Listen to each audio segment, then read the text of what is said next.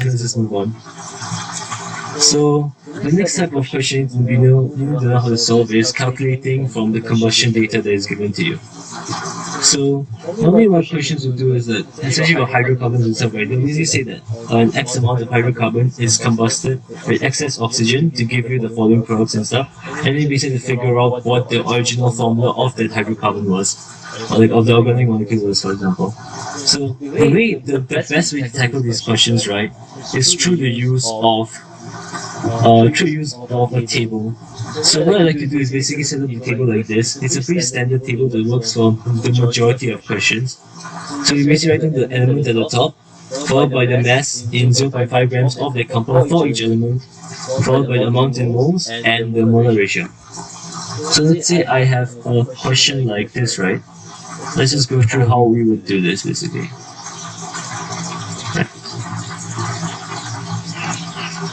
And if anytime you guys can't see the whiteboard or the screen, right, or if blurry, just let me know so that I can sort it out ASAP. Can you guys see the question on the whiteboard? Okay, nice. So basically, let's just start by drawing our initial table, which will start off by writing our elements off basically. So you have your carbon, your hydrogen, and your oxygen. I'm not going to do the entire question. Okay, actually I should do this entire question. Yeah, okay, so let's just start off by writing the mass in 0.5 grams of the compound and of it. So like, do you guys want to suggest how I can go about doing this? Like, if you saw this question, right, what would be the first thing that comes to your mind when you're trying to figure out like what the mass of each element within X is?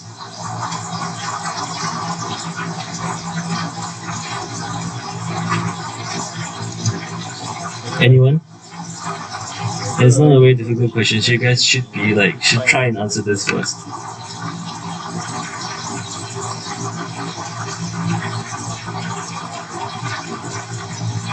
What do you mean by 5 mole?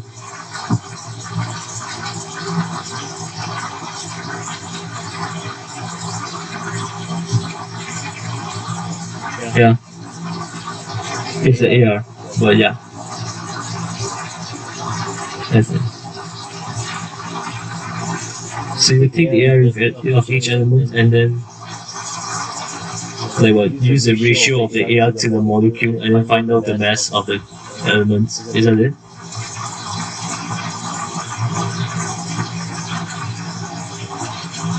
Okay, so yeah, basically your basic right now. So what I would do right first is basically for CO2, let's say we have CO2 here, we know that the mass of C, like the relative atomic mass is 12, correct? And then we also know that the relative atomic mass of CO2 is 12 plus 16 into 2 because the 2 oxygen, which is 44. So we basically take this fraction, right, and multiply it by 0.6875 grams, which is the mass of the CO2, to find the mass of C, which should be 0.1875 grams. So this is the mass of carbon in CO2. Does this make sense to you guys?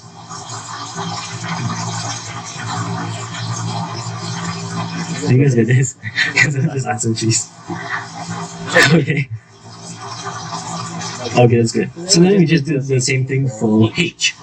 Now, we know that H has a relative atomic mass of 1, correct? So that's what we can just do is that we can find the mass of the H in here by doing 2 times 1 over 2 times 1 plus 16. Now, the important thing here is to note that even though like for carbon, right, just now we just did 12 over 12 plus 16 times 2.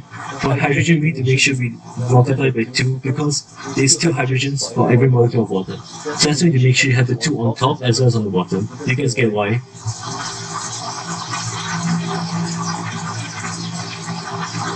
You guys like it? Yeah?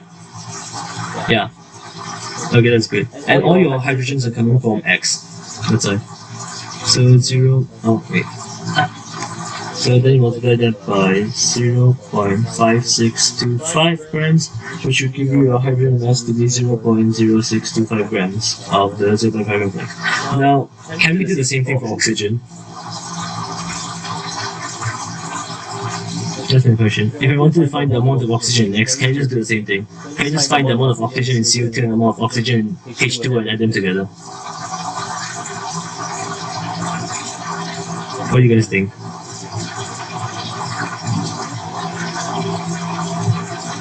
Okay, but why do you minus it from 0.5? And not just find the amount of oxygen in CO2 and in H2O? Okay, I mean, it's also easier, but the truth is that doing the other thing would be wrong. You guys might think about why you can't just find the amount of oxygen in CO2 and H2O. I just think about it for a bit. Like, this is where like you need to think for chemistry. You need to like consider what happens if you try and find the amount of oxygen from CO2 and H2O. Like, the first thing you should be considering is what type of reaction is this, and how is it being carried out. Think about it for a bit.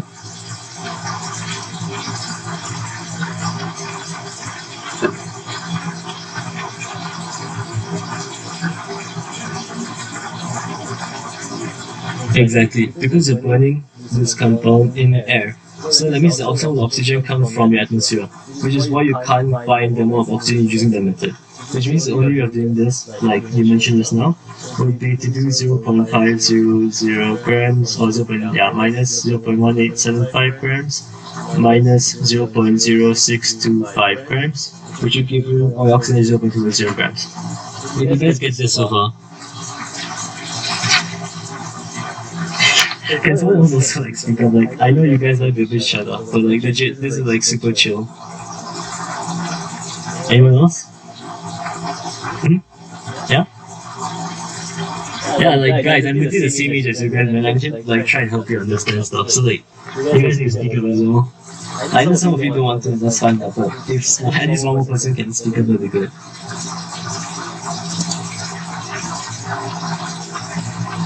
Anyone? Okay, we'll just move on, I guess.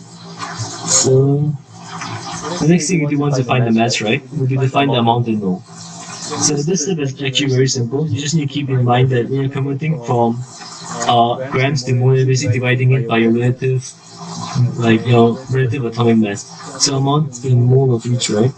So basically for carbon, it just be 0.1875 over 12, because that's its relative atomic mass, and you get 0.01563. For hydrogen, you just use 0.0625 over 1. Now over here it's 1 and not 2 again, because you're finding the amount of hydrogen in moles and not amount of H2. So you get 0.0625, and after that you basically have oxygen, you just do 0.250 over 16.0, which will give you 0.01563 again. Now this is a tricky part for some people. Already it can get tricky sometimes, so you have to be careful. But basically when you're doing the model ratio, right, you actually do oversimplify the ratio. And I'll talk about what that means in a bit. So for this case, the model ratio is basically, you just find the smallest number, and over here there will be 0.01563, and you divide every ratio here by the number. So if you divide 0.01563 by itself, you get 1. If you divide 0.065 by 0.1563, you will get 4, like roughly that. And if you divide 0.01563 by itself, you get 1 again. So that means your ratio is 1:4:1. And that means the empirical formula of X is CH4O. Okay, just a quick question. What is the difference? What do you guys think is like the difference between empirical formulas and molecular formulas? Can like someone else answer this guy, please? Anyone? Oh my gosh, you guys legit need to speak up, man. I want to know if you guys understand what's going on, if I'm going too fast and stuff like that. I sound like everyone's typing anything into the chat, you know? Anyone, come on.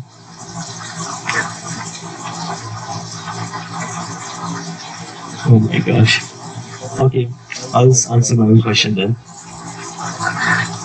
Basically, the empirical formula is the simplest ratio of your atoms within the compound. So you can think of it like as simplifying a fraction, if that makes any sense. So now that we found the empirical formula, the next part of the question is saying that if the relative molecular mass of X is 32.0, determine its molecular formula. So how are we going to do that? Now this works by basically making use of units in a way. So we know that we have the empirical formula of X is CH4O, and we can take that as 1 unit of X. So you find the relative formula mass of this, like CH40, as 12 plus 4 into 1 plus 16. And if you add that together, you should get 32. Now, once we have the unit of 1 C4H0N, right, we know that the formula of X, right, the molecular formula of X is basically just like this n times. Does it make sense?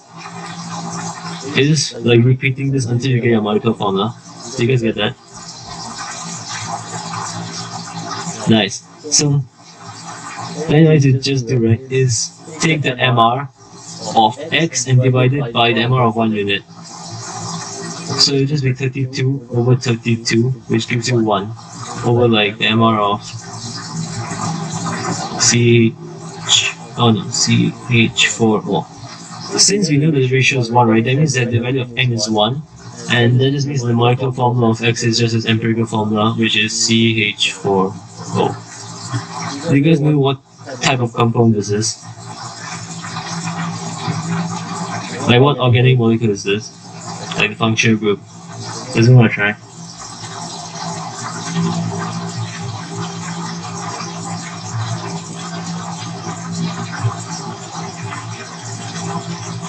Yeah, nice.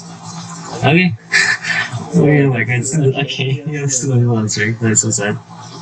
Maybe. Does everyone understand that? Like, can someone at least send a message to the chat I'm on right now? Like, if you look at the screen on the chat, right? Can someone send something there? Like, if you understand or if it's too fast or too slow, that sort of thing. I just type a message into the chat.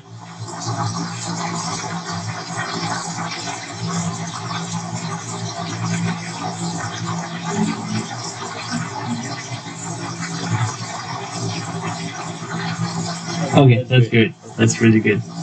Then let's move on.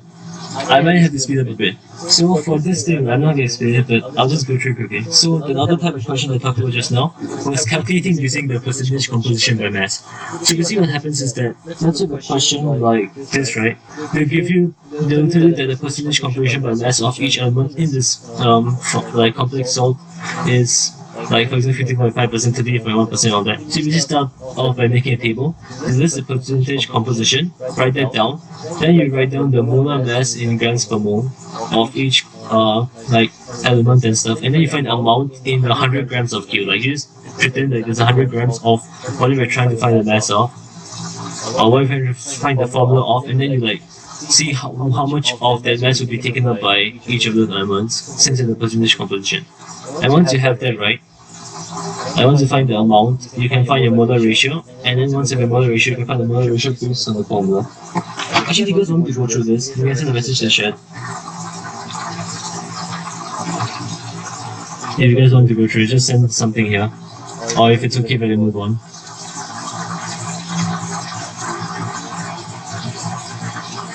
So as soon as you guys want to do this, if you don't, right, you can drop me a message later and I'll answer you privately. Anyway, let's move on. Okay, so writing a balance equation.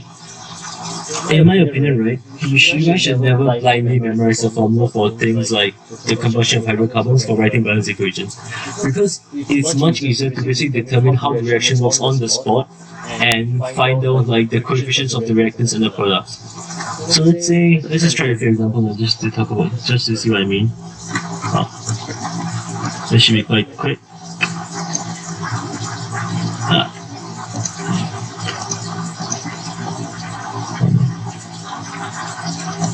Nice, okay. You guys can see this, right?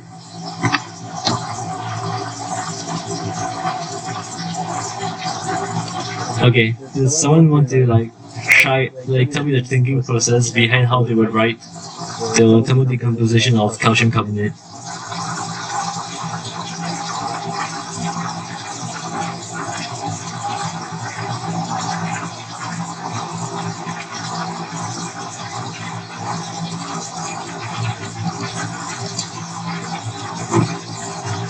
Yeah, and we know that because like if you like logically think about this, right, there's not very much you can do. So like if I was saying that I had no idea about what this reaction was, right, I would probably like start by thinking about, okay, can I form two ions? I mean that won't be possible because that takes a lot of energy and you're not getting anything back in return. But just making something that's relatively stable to something that's super unstable without getting anything back. So on the other hand, right, if you form CaO solid and CO2 gas, this makes sense from an energetic standpoint as well, because your final product of CO is relatively stable, and it also forms CO2 gas, which would drive direction since it's entropically favored because it's basic gas, but that's something we can talk about later. But anyway, that's like a basic example of how we listen to this. So in this case, it really helps to have some chemical intuition about like how certain reactions play out. Like knowing just a bit more about different types of reactions like thermal decompositions and stuff really helps. But anyway, moving on to finding the complete combustion of propane.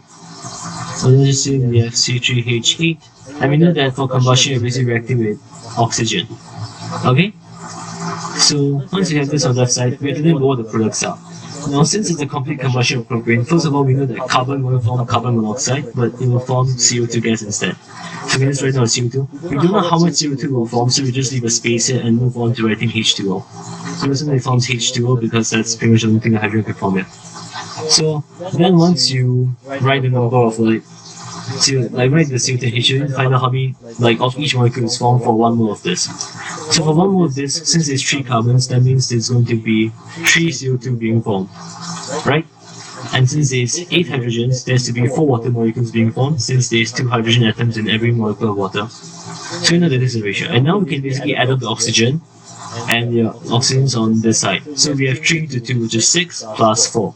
So that will give you 10 oxygens. Now over here we've written O2, so we just do 10 divided by 2, and then they will give you 5 O2. So that's basically like this. That's how you should be tackling every balancing equation question. Like, in my opinion, don't bother memorizing. Like, okay, maybe it's good to memorize in case you panic in the exam, but like, I would highly recommend to figure out how to do balanced equations instead of memorizing like general formulas. So any questions about this? Like I said, you can type it in the chat if you don't want to speak now. Anything? Okay, 5, 4, 3, 2, 1. If not, we'll move on. Okay. So, the next thing is making use of balanced equations to solve questions. So basically right now, balanced equations give us valuable information on the molar ratio of reactants and products. And that's extremely useful because we can then make use of something known as using our ear to write the balanced equation, calculate the amount of each substance, and then compare the mole ratio to determine what's going on. So let's start off. Okay, but before we do that, let's talk about limiting reagents. So limiting reagent, like in some reactions in chemistry, even though we can find the stoichiometric ratios and stuff, it's much easier to just directly spam one reagent to get like the maximum yield of a product. So in this case, let's say there's something like Mg and 2HCl, they form MgCl2 and H2. They can like add an excess of one reagent to just like, I don't know, just do an experiment, I guess. Okay, this is a bad example of a real life application, but anyway. So I want to guess like what the limiting reagent here is.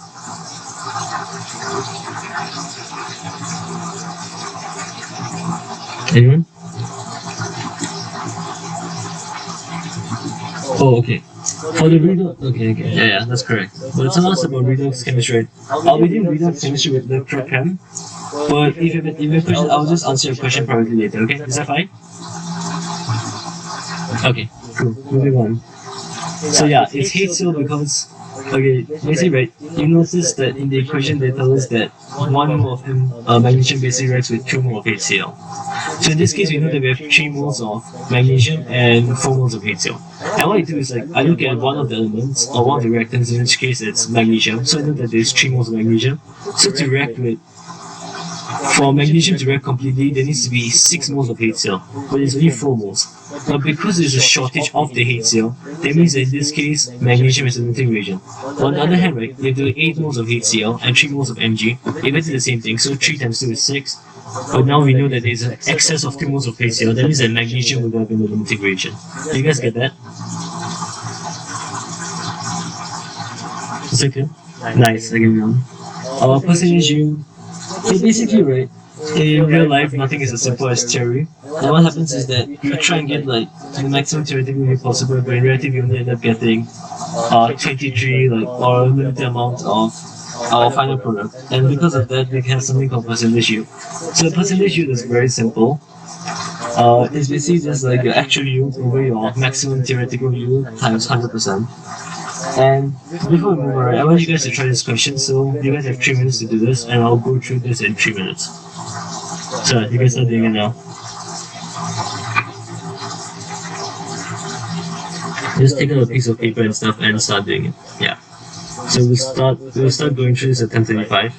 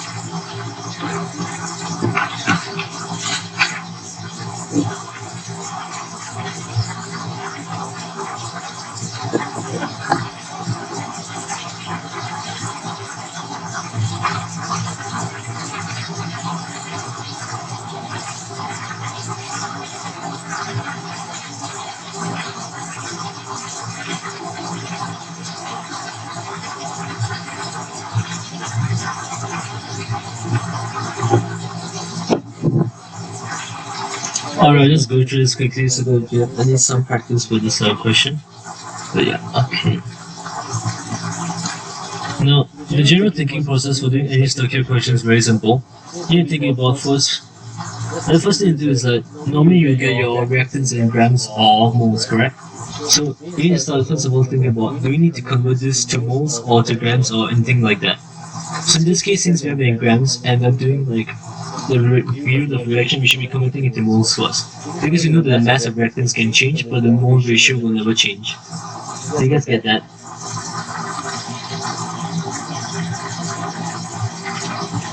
Alright.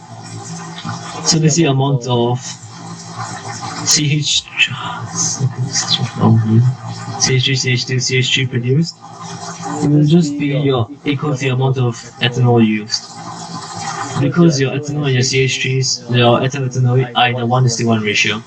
So because your mole is being conserved, or your mole ratio is being conserved, you just do 23.0 over the molar mass of ethanol, which is just 2 into 12 plus 1 into 16 plus 6 into 1.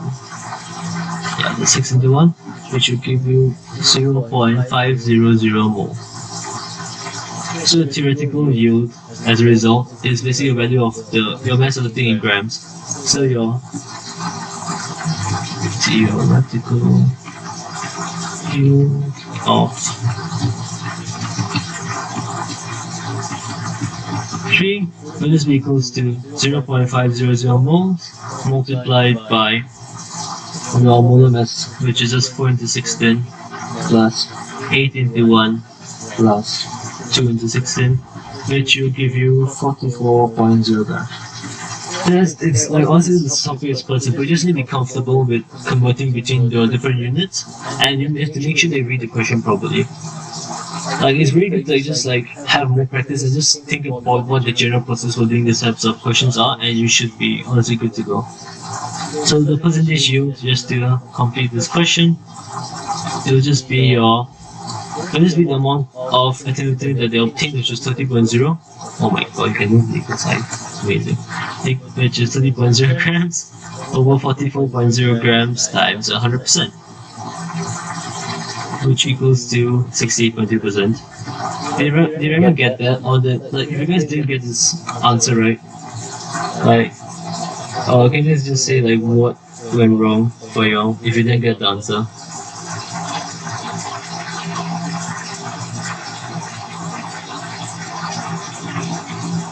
Did everyone get this?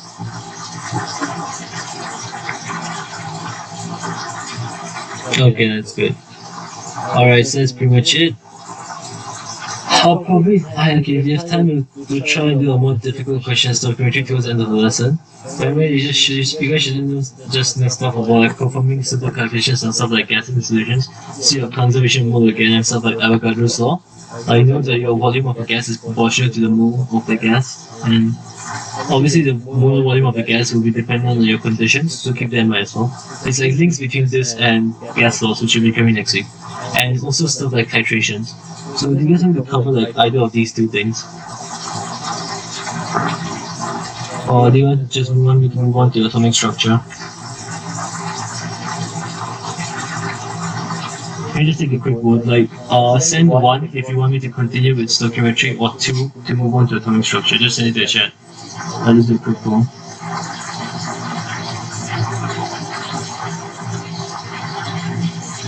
10 more seconds.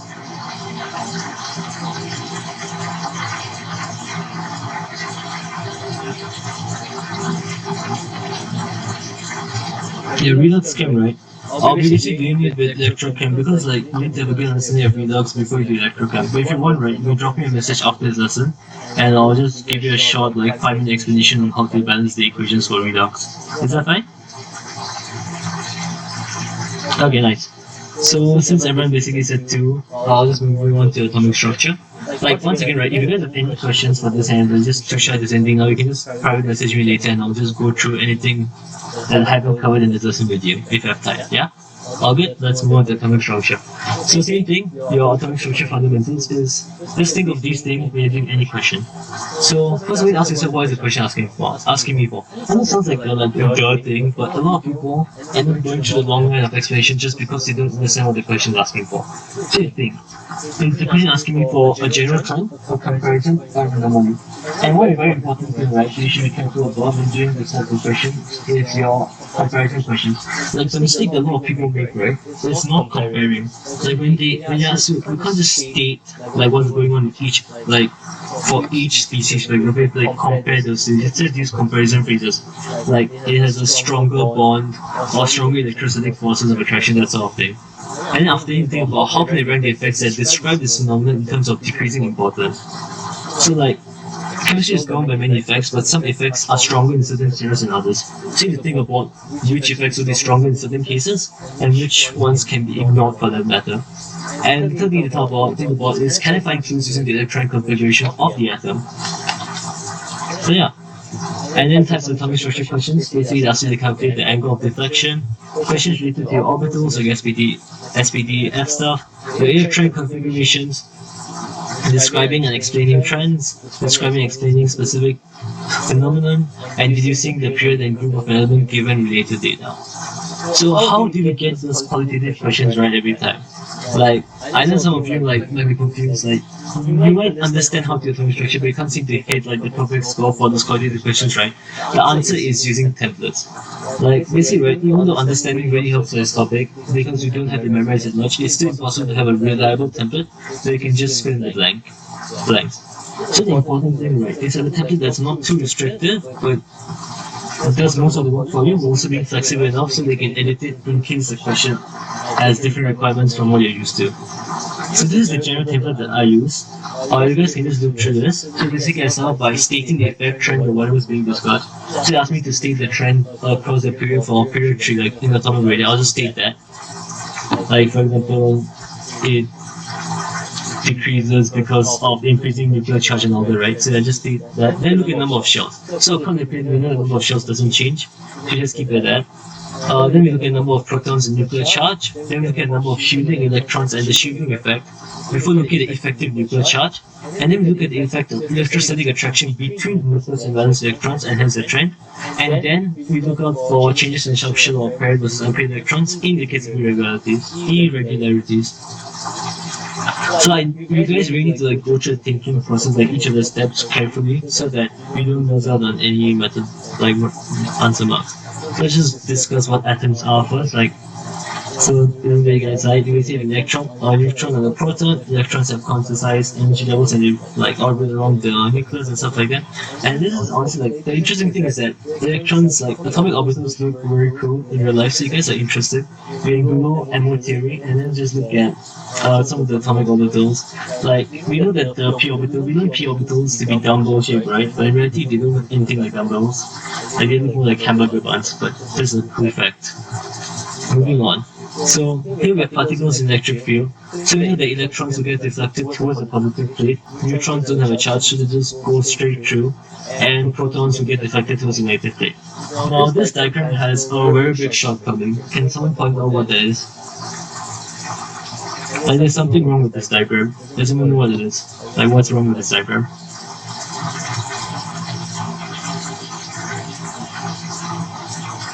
Why?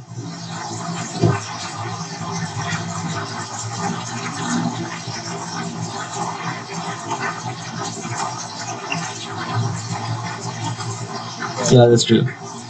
So yeah, basically what he said is correct, and that's because the angle of deflection is proportional to your charge over your mass.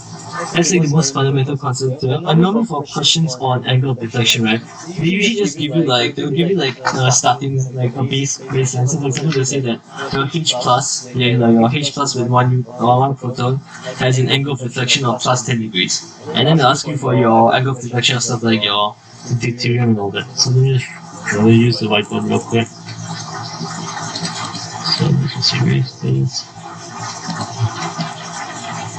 And the best way to answer these types of questions, right, is what I would do personally is I'll write out the particle. It's basically like drawing a table again. Tables are super useful in chem. And then having an, actually it's a lot of things, and having the angle of deflection.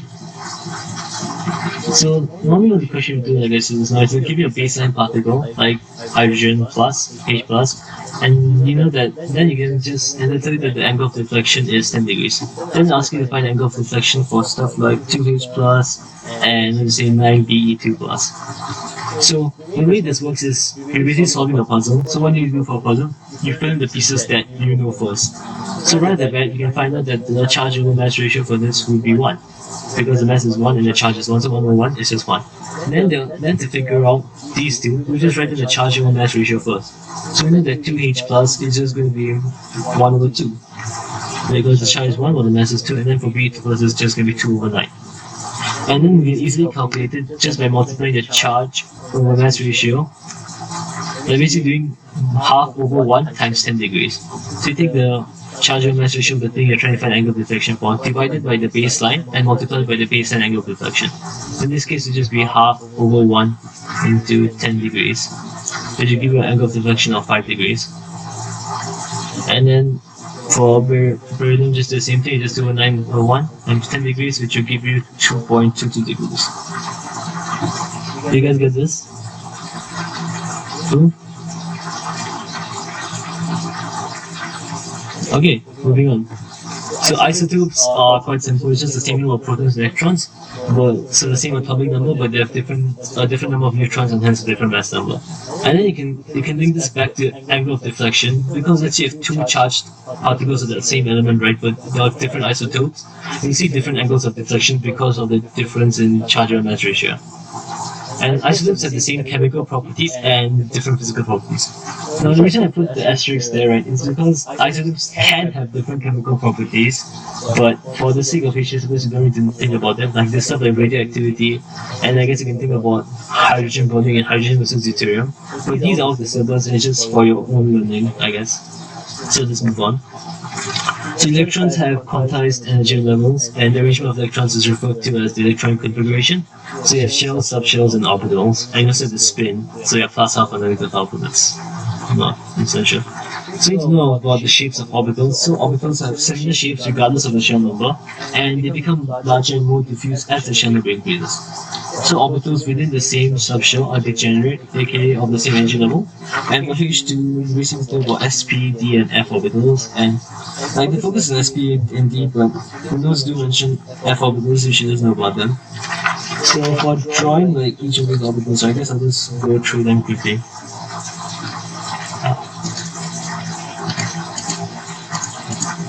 So you know that your S orbital is just a nice circle. There's not much to it. Then for your P orbitals, you can basically draw an axis like this. So this is my z-axis, this is my x-axis, and this is my y-axis.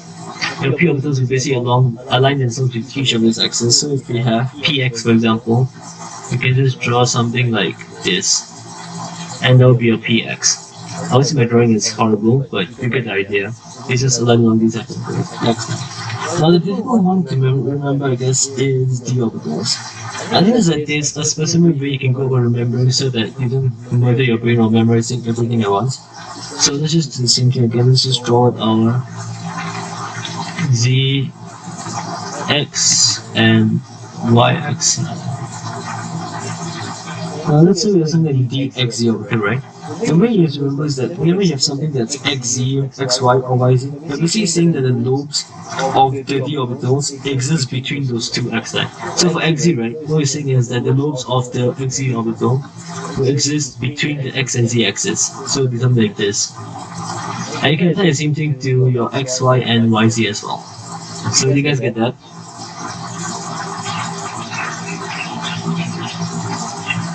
Okay. Then the other two scenarios, right? Those three are of a similar type. Then the other two, I guess, different cases would be your. Oh, I can't draw a straight line. The other cases would be your x squared minus y squared and your dz squared.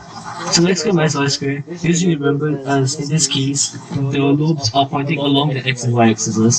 So if you were to draw them, oh, are you serious?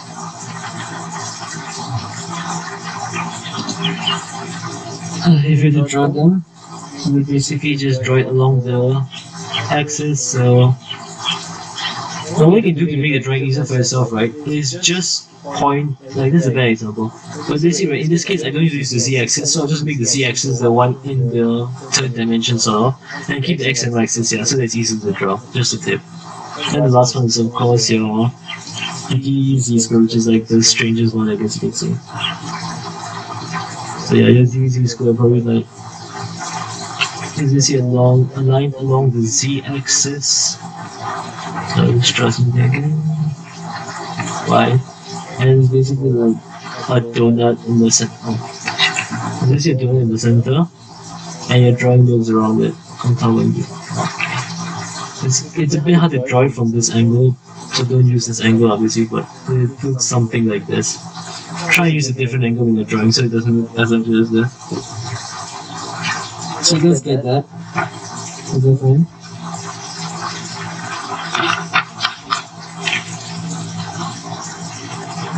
Okay, let's move on. So relative energies of orbitals. Suborbitals within the same shell, we know that the relative energies will increase in the following order: S, P, D, and F.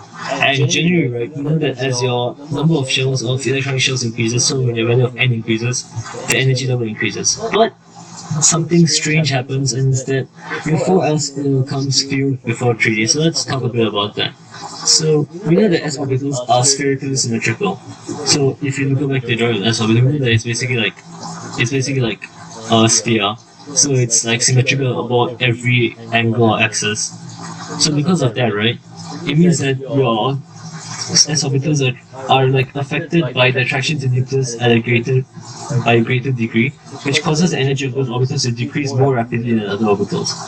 But then, like, if the s orbitals in this case are lower in energy than the 3D orbitals, why is it that they can remove the 4s electrons causing ionization?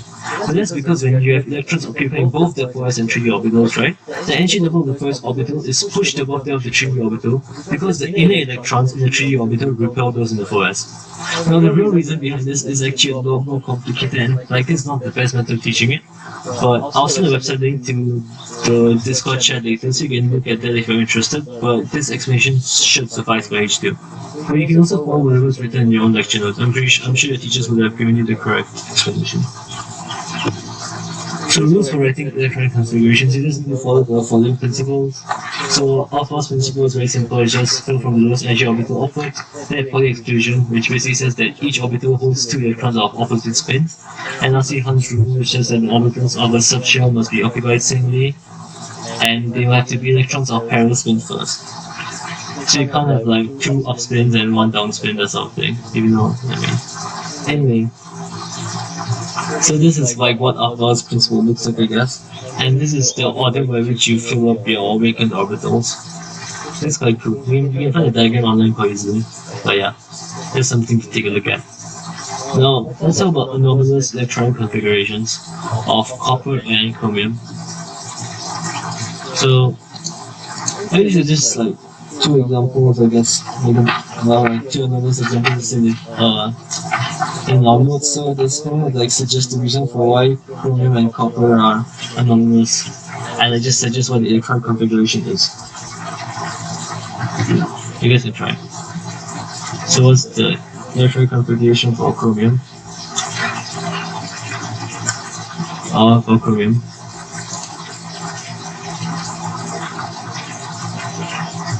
You want to try? Please, tell me what it is.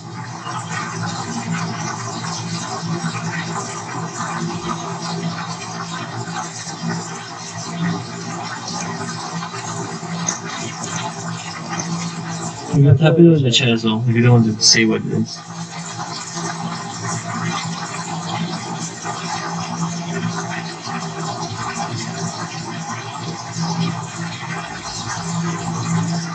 No? Oh, okay, wait, what's that thing?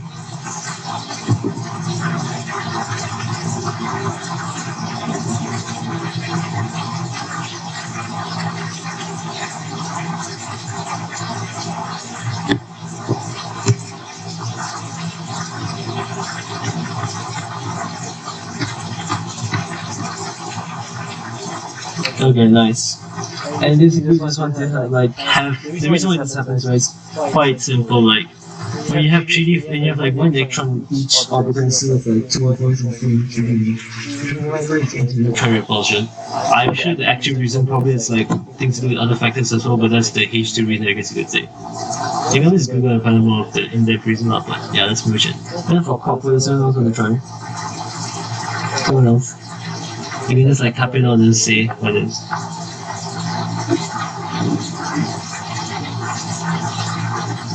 And also like give the explanation for why it's like this.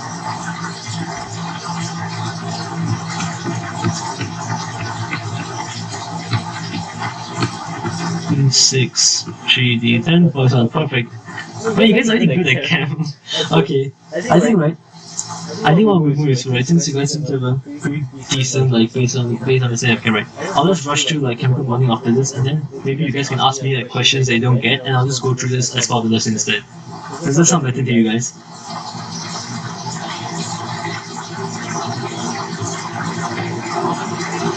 What about you? What about everyone else? You can type in the chat. If like you guys want me to like go through the slides more in depth, I'll just answer your questions on the whiteboard. You can just type the comments in the chat so that I know what direction to take the lesson. Because to me it feels like you guys know enough about chem such that you don't have to explain like all of the details too much. The rest, can you just like take a bit of time to like just send what you think in the chat? Yeah? I'll just make it easy. If you want me to spend more time answering questions, press 2, and if you want me to continue doing the slides a bit more slowly, then press 1.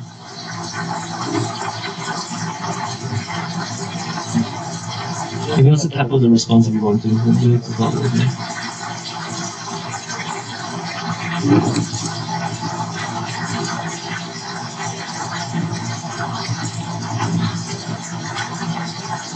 Anyone? I guess there. Oh my god. You guys need to interact more, man. So this is it. Oh god, why is someone snapping with it?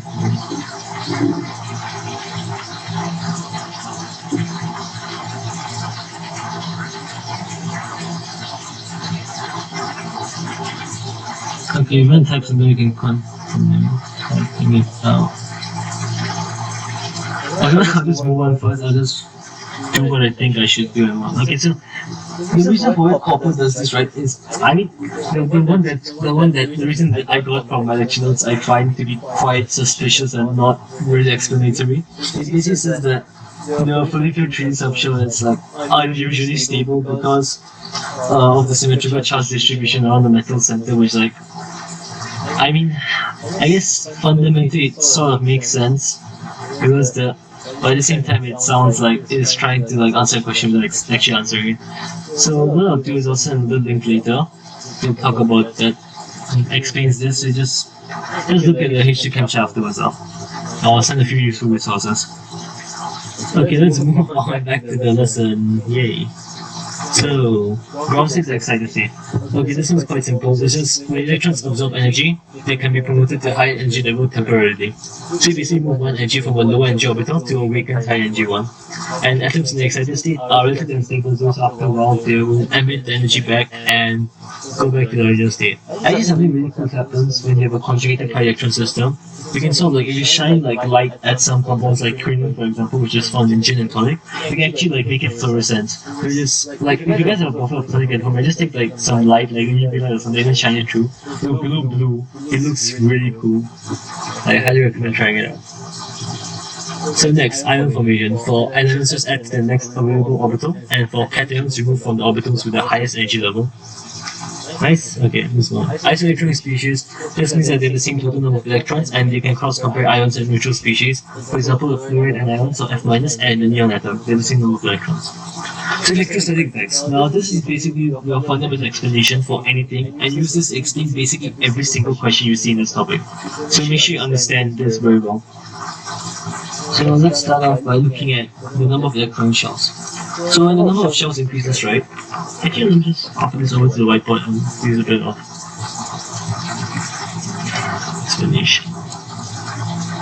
Just drop links.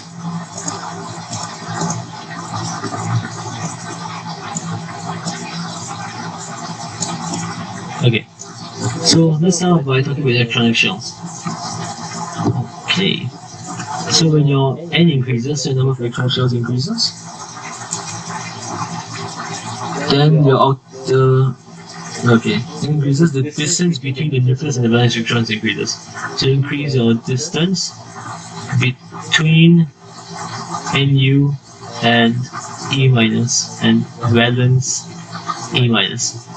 And basically when that happens, right, you end up reducing the electrostatic force of attraction between the nucleus and the valence electrons. That's the force of attraction. So that's basically a line of logic that you need to like clearly write down in the answer. It needs to be very direct. So you can see that, oh, this happens, your number of shells increases, the distance increases, and hence the electrostatic force of attraction decreases.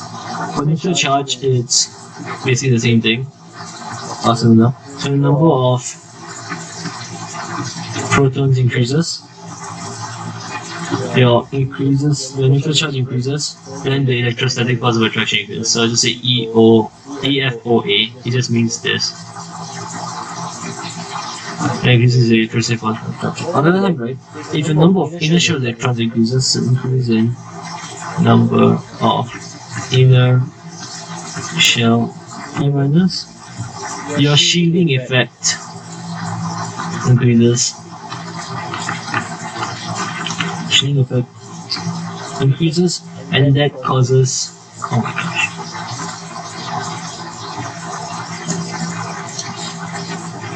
that causes your electrostatic force of attraction to decrease. So basically you have two effects that decrease the electrostatic force of attraction, one effect that increases it. Now something interesting you can do, right, like something that is useful in some cases, is your fourth thing, which is basically a combination of 2 plus 3.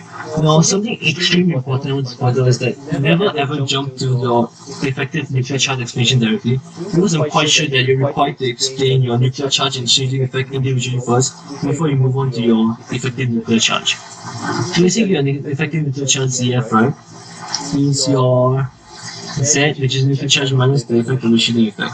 So if the effective nuclear charge increases, then your electrostatic force of attraction increases. Very cool? That makes sense, right? Does this like line of reasoning make sense to you guys?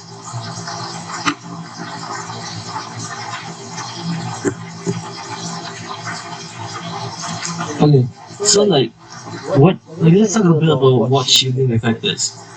So like basically with electrons in the inner shells, right, they basically repel the electrons in outer shells and prevent them from experiencing the full effect of your nuclear charge, and it's called shielding. Now, the thing is that different orbitals actually have different effectiveness when it comes to shielding. So like electrons within the same shell, for example, provide very poor orbital shielding effects for one another, while your shielding ability of electrons decreases in the following order. So because your s orbitals have the greatest shielding effect, followed by p, followed by d, followed by f, and it's because your s orbitals, like your orbitals basically become increasingly diffuse as you go along this order, which causes them to provide poor shielding effects because your electrons aren't like blocking your outer shell. If that makes sense, because the region they occupy is different compared to the shell. Like, does anyone like not understand what the shielding effect is? Because it's a pretty fundamental concept. If you don't understand, you can just type like 1 in the chat. So I know. And if you understand, just type 2 in the chat.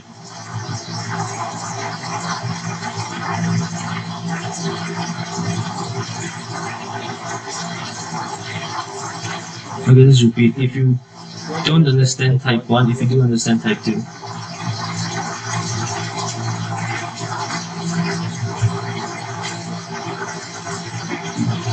Okay, we'll just move on then. So yeah. Once again, before you answer any questions, just use a general template like this. You can create your own one, you can use this, whatever works for you.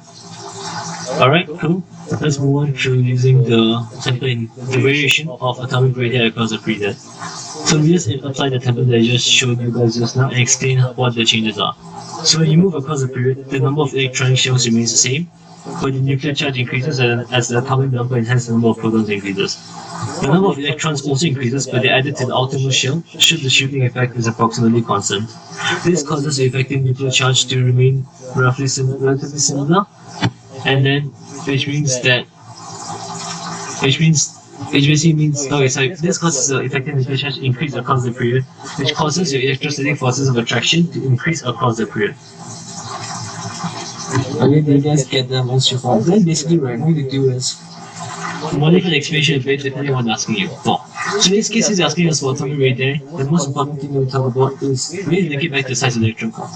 So because there's an increase in the electrostatic force of attraction between the nucleus and the valence electrons, that means that they can decrease the size of the electron cloud and hence the atomic radii decreases. So just basically apply this template to pretty much any other type of question you get. I just modify the explanations a bit. So for example, for atomic radii, you need to talk about your electron cloud size, for your melting point and stuff. Actually, you can come with electron cloud size and pretty much everything. Actually, no, wait. Oh yeah, sorry. So for atomic radii, you talk about your electron cloud size. Then for your your melting point and order, right? For your your first ionization energy, we talk about your amount of energy required to remove the electron at the higher energy level. Right? So you just compare that. Does that make sense to you guys? Like, honestly, right, it should be quite simple because atomic structure is basically applying the same quantitative concepts in just slightly different ways. So any questions regarding atomic structure, if we'll move on. Anything? Again, if you don't have anything, you can just press like any in the chat. You have no questions. Just type like any in the chat. And we'll move on.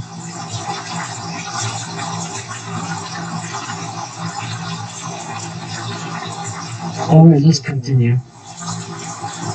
So let's talk about chemical bonding. So these are the fundamentals for chemical bonding. So whenever you do any questions, right, the following things should be running through your mind. So is a question asking me to describe, explain, or compare? Once again, am I looking at chemical bonding within the compound of the molecule, or am I looking at intermolecular forces? Is this an exception or a general trend? And what type of keywords are the most appropriate for discussion? So quite self-explanatory. So these are just the types of chemical bonding questions you guys can take a quick look.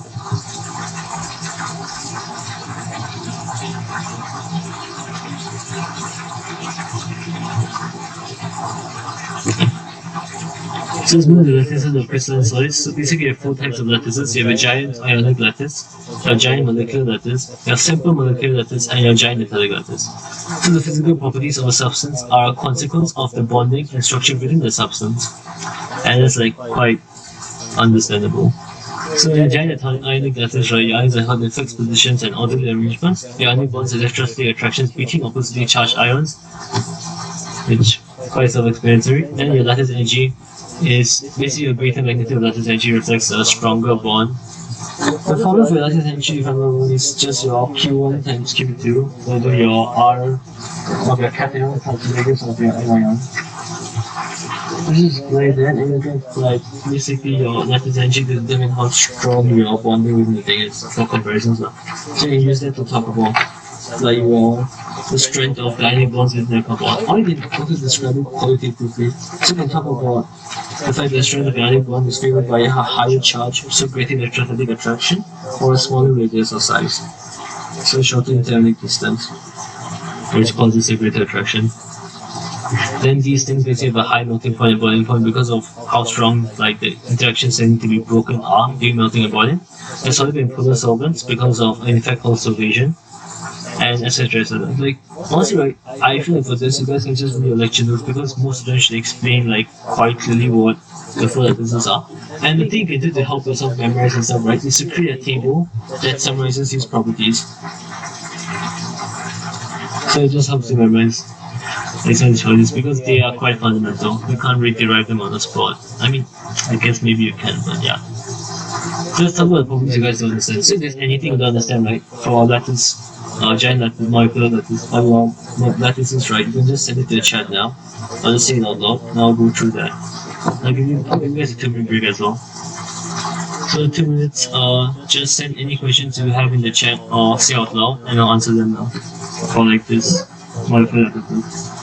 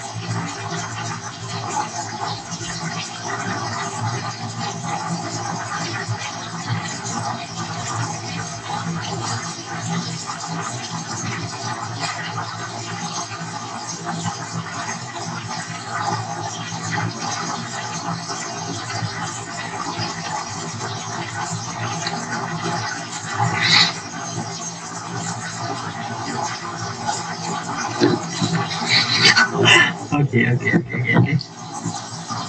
Alright, let's continue. Okay. Octet Rule. Okay, the Octet Rule is a massive scam. Okay, I'm just kidding. Actually, it is a scam, but anyway, like, it's quite self-explanatory though. Basically, it's atoms gain electrons to achieve a similar electron configuration to no gases. Now, the Octet Rule can be used to identify chemical structures that are likely to be stable, but you can't use it to explain why structures are stable. So you can't go about by saying that, oh, this is stable because it follows Octet Rule. And that's because Octet Rule has so many exceptions, I don't know why it's considered a rule anymore. And it's mostly based on empirical observations. So yeah, drawing dot and cross resistance diagrams. You guys need to go through this. Like, is there anything you don't understand about drawing this? Because if not, I think it's a waste of time. They're going to go through something you guys already know of. So, is this like something you guys understand? Maybe just say on one in chat if you understand. Drawing diagram and cross and resistance diagrams. And if you don't understand, you should just ask me what the question is.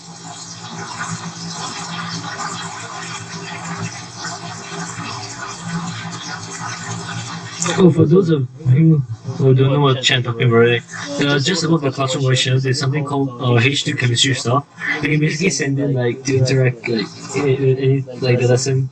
You can say stuff to interact during the lesson through the chat. So yeah. All good? Okay. Anyone else that has questions? If not, we'll be moving on. No? Okay, let's continue.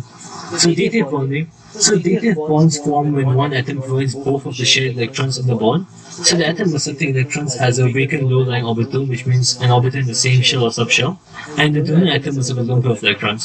So we represent it as by an arrow in Lewis diagrams, or by drawing a pair of the same type of electrons in the cross diagram. So you draw two dots or two crosses. Quite simple.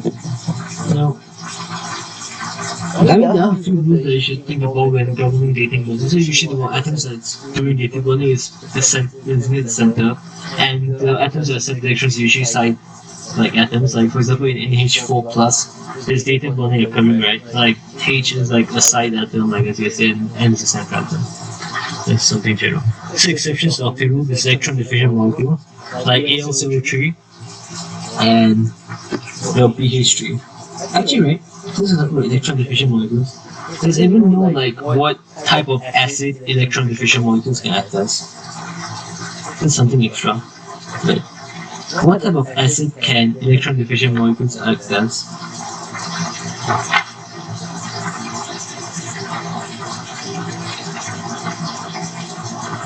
I know you have electron diffusion molecules like AL03, right? They have a special property that makes them very useful in some reactions, like organic chem reactions. Because of the fact that they're electron deficient and can accept a pair of electrons. Do you guys know what, do you guys know what AlCO3 is? Like, what the things that it is? Like, how would you label it? Like, what type of acid would you label it as? You can send it to the chat. It's a very specific code. We call it belongs to a certain group of acids. It is something extra, but I think it's quite useful. Anyone? Just type it out. You can. Okay. Does anyone want to try that? Honestly, you guys can just type something out. Even if you get it wrong, it's okay. But I highly recommend just typing it out. I honestly don't care if you guys don't know. It's better you ask now or you just try it out first. I would much rather you guys try out. So, like I said, just send it to the H2 chemistry chat. It's called H2 chemistry stuff and it's above the classroom channel. The one? Okay. It's basically Lewis acid. And we're talking more about in acids and bases, but yeah, Lewis acids are basically electron pair acceptors and Lewis bases are electron pair donors. So because it also is electron deficient, right, and has like I said the lone pair of electrons, it's a Lewis acid. It makes it very useful for organic chem reactions when they generate an electrophile, which we'll be covering later. But okay, radicals. So radicals are another example of things that don't follow the Octet Rule. For example, if you have a fluorine radical, it has 1 lone electron and 7 electrons to valence shell. So yeah, don't follow Octet Rule. And also it comes with expanded octets. So expanded octets basically means that you have more than 8 electrons because of D shells. Which is precisely why I find this Octet Rule to be quite pointless, but yeah. So basically, right, because of the expanded octet, you can have molecules like PCO5. So you know that, okay, what group is phosphorus in? So I'm going to try. Phosphorus is in group 1. It's in the same group as nitrogen, right? So like, that means it has 5 valence electrons. So by right based on Octet Rule, we expect it to be only able to like accept 3 more electrons into the valence shell. But because it has expanded D shell, you can have PCO5 with 10 electrons in its like valence shell. But on the other hand, NCO5 can't exist because N can't expand its octet because there's no imperial tree and doesn't have a D shell available. So you can only expand your octet if your element itself is period 3 or above. You guys got that?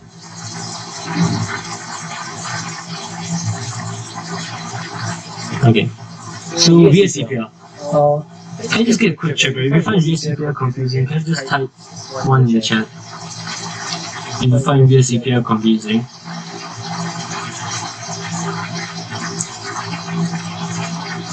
Like only like 5 people are replying to me as well. So like can some of the people that haven't typed anything yet just like type stuff out. Okay, so VSEPR is confusing. I can't spend a bit more time on this one. So VSEPR is basically telling us about the shape of the molecule. So we know that molecules are 3-dimensional objects and they basically like occupy space, right? So they can take up different shapes that allow them to minimize the mutual repulsion. So because you have so many electron pairs within the molecule and stuff like bonding occurs, we don't want the electron pairs to get too close to each other because they repel each other. So because of that, there are certain rules that govern what shapes they can form based on how strong repulsion is. So this is just the order of like the strength of repulsion. So lone pair repulsion is the strongest, followed by lone pair bond pair, followed by bond pair, and then anything to do with lone electrons is quite weak. So each lone pair, lone electron, single bond, dative bond, double bond, or triple bond count as one region of electron density. And that's a very crucial detail we need for hybridization as well. So let's talk about this here. How on earth do we containerize all these shapes, right? There's like so many different VSEPR shapes that you have to like take note of. But yeah, like how do we memorize this? The thing is that it can be quite painful, so the way I do it with a person, right, is I visualize like orbitals as balloons instead. Because I think of orbitals as orbitals, it's very hard to like visualize the fact that they take up space because you just see electrons moving around and they're so tiny, right? And there's just empty space in that sense. When we think of it as orbitals, right, as balloons, right, it's easy to pretend that it's easy to like visualize the space that they occupy in general. So I visualize orbitals like I'm tying balloons together along the ends, and when you do that, right, you can sort of like see what shape they form. So if I tie 3 balloons together, I know for a fact that the 3 balloons will probably just form a planar shape, and they'll just like go fly around the page. If I tie 4 balloons together, they're likely to form a tetrahedral shape because they just can't occupy the space of other balloons. You guys get what I mean, like in a sense. And like if you have balloons at home, you can try like blowing up a few and like filling up a few balloons and tying them together at ends. But I think it really helps with visualization. So when you do this, right, it really helps to like, visualize what your electron pair geometries are, and then from there you can just derive your molecular geometries. So the difference between your electron pair geometry versus molecular geometry, right, is that your electron pair geometry only depends on the number of electron pairs. So it's like an overarching category, and then your molecular pair geometry accounts for the number of bond pairs and lone pairs as well. So it's like a subcategory. Alright? Let's just go through like you guys like your lecture notes have like the list of all the VSEPR shapes. But basically this is one. I'll send the picture to Discord so you guys can see. But basically what I like to do, right, is I just remember like your linear, trigonal, planar, tetrahedral, trigonal, bipyramidal, and octahedral. So the way you remember this is like for linear it's quite self-explanatory and there's no specific molecular geometry. For trigonal planar, just remember they start off with like something that's flat, and then once you add like an electron pair, it exerts more repulsion, so it causes it to become bent. Quite simple. And for tetrahedral, when you have one electron pair instead of when you have one lone pair instead of a bond pair, right, you form a trigonal pyramidal. So it's like visualize like your bonds as faces of a pyramid, and then you can see like it forms a trigonal pyramidal basically. I don't know how to explain that better, but I guess I can go through if you guys need. Then for bent is the same thing. If you have two electron pairs, you basically have a bent molecule. For trigonal bipyramidal, you can visualize it as like two pyramids, like two inverted pyramids stacked on top of each other, which causes it to form like that shape. So yeah, if you remove one electron pair, you have a seesaw. If you remove two electron pairs, you have a T-shape. If you remove three, you have a linear molecule. And then for octahedral, it's the same thing. For you start off with octahedral, then you have your square pyramidal because your base of your pyramid is a square, and then you have your square planar when both of the electron pairs, when both of your bond pairs are equal to electron pairs. Because I get confused by like the shapes, like any of the shapes in general. Like if there's any shape you don't understand particular, right, you can just send it, like or any molecular geometry, right, you can send it to the chat right now. Just name the shape. Or if there's anything about base that you don't understand.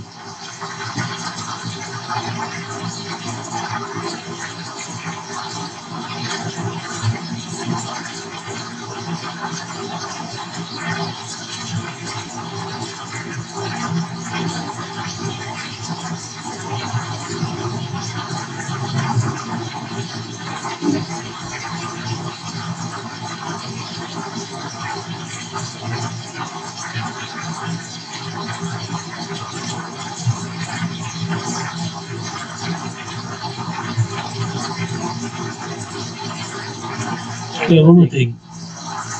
Have you guys like thought about? Okay, you can type out your question first. Just type out anything you have, or if you don't have any questions, I whoever was typing.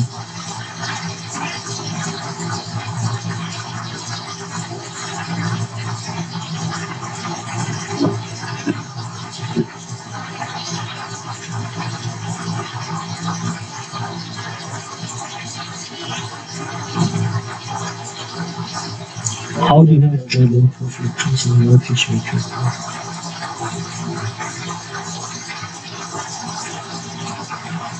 Are you talking about like the trigonal bipyramidal and octahedral electron geometries? Like, for how many regions of electron density? Like, even just in general or for those cases?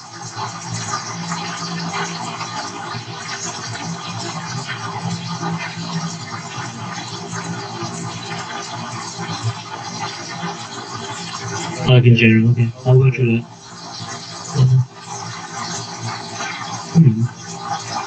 That's an interesting question. Actually, right, I'll just switch to whiteboard. Maybe you can like sort of like speak up if you don't get anything, because just so I know I'm going on the right track. So let's just, I'll do one simple example first, and then I'll move on to using like more complicated shapes.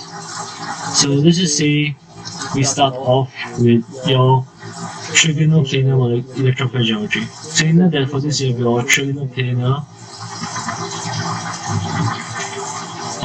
molecular geometry, and then you also have bend geometries. So let's start off by, let's say I have pH3.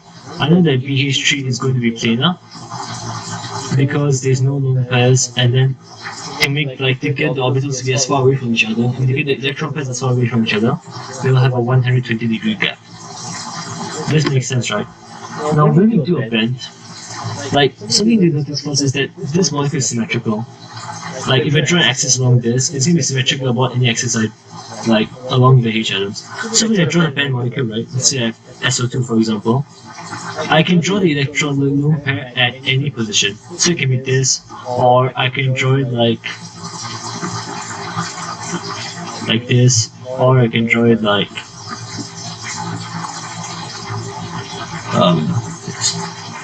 Is this what you're talking about, or do you want to go through like the parts where they remove for octahedral and trigonal bipyramidal? Like, is this related to your question or not? You can just type in the chat.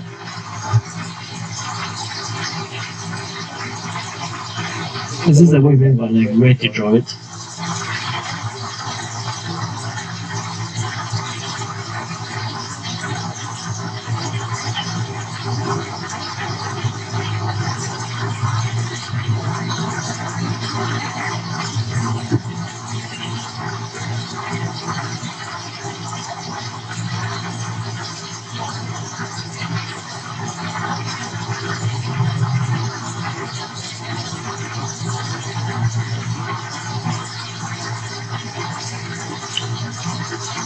Okay, that's a very good question. I'll talk about that in a bit. That's a really good question, actually. I'm going to cover this through the VSC diagram.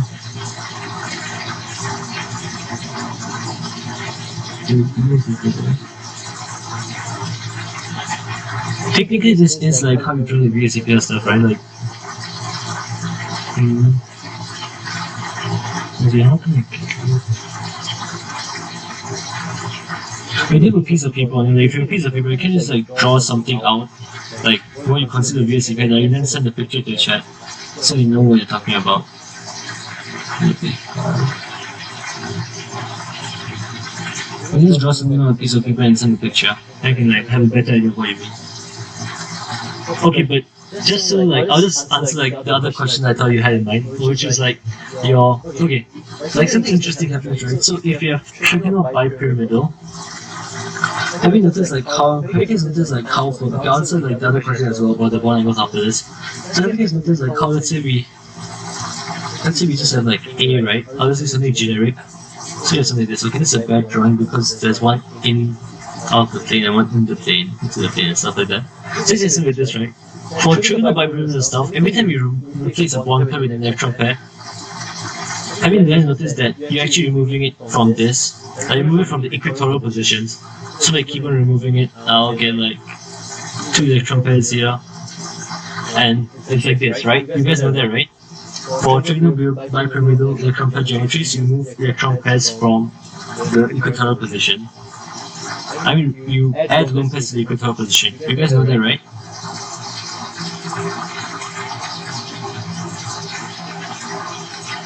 Anyone?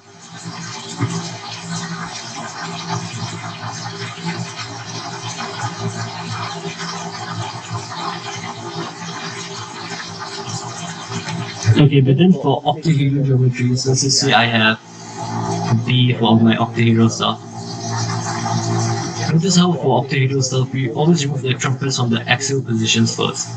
And you can tell about why it's like that. Like, does anyone know why? Like, does anyone like try giving an answer for why? Why is it that we add the lone pairs to the axial positions in octahedral, but the equatorial positions for trigonal bipyramidal? Does anyone want to try and say that? Like, you just just think about it for a bit and then try and say like, there's actually a lot of possible answers that you can give. So I highly recommend you to try and say. Just think about this. It's actually a very important question that greatly improves understanding of this topic. So why is it that we add lone pairs to the equatorial positions first for trigonal bipyramidal electron pair geometries, but we add lone pairs to the axial positions first for octahedral geometries? So in case you guys don't know, equatorial, this is your equatorial and this is the axial position. Do you guys understand the question? Anyone? You guys understand the question?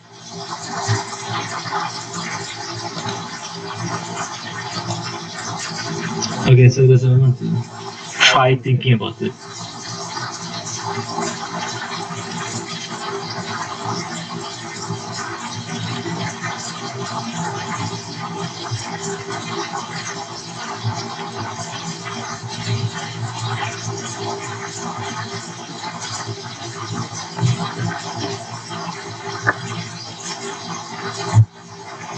This is actually a pretty difficult question, right? Okay, so basically, right, it's because of how the things are drawn out.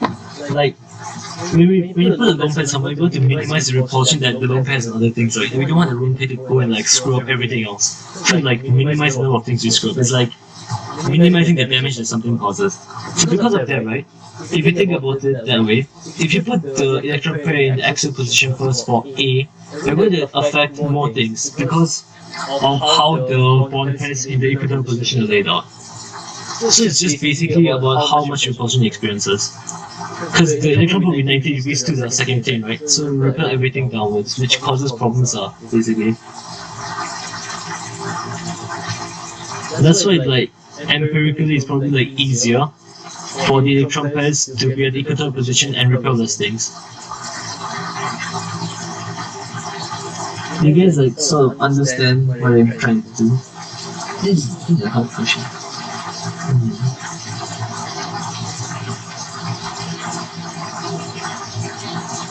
Honestly, right, if you don't understand, you can just memorize that. Like normally they don't ask for the bond angle in this case. And then for octahedral stuff, it just happens that when you have electron pairs from the top and bottom, right, you're basically reducing the repulsion that the other bonds face. And that's pretty much why. I think the best way to do this is to like try and draw out the structures itself and think about this.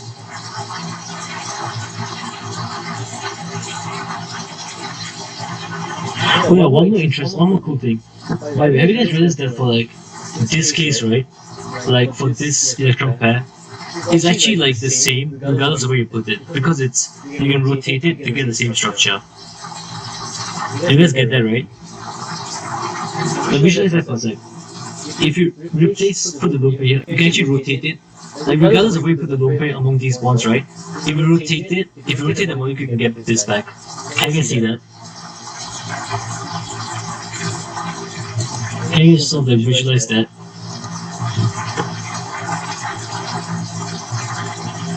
Yeah, so the first position is arbitrary, right? So the reason like the equatorial axial happens when you remove the second bond pair and replace it with the lone pair. So you remove the second lone pair, right? Let's say you put it on the axial position so that you have this planar. The repulsion for both sides will be the same. You can visualize it because it's exerting the same force from the top and bottom. That will basically minimize the net repulsion that the bonds experience compared to putting it on the equatorial position, which will increase the net repulsion that they face. That's why for octahedral we remove the thing at the axial positions. Does that make sense?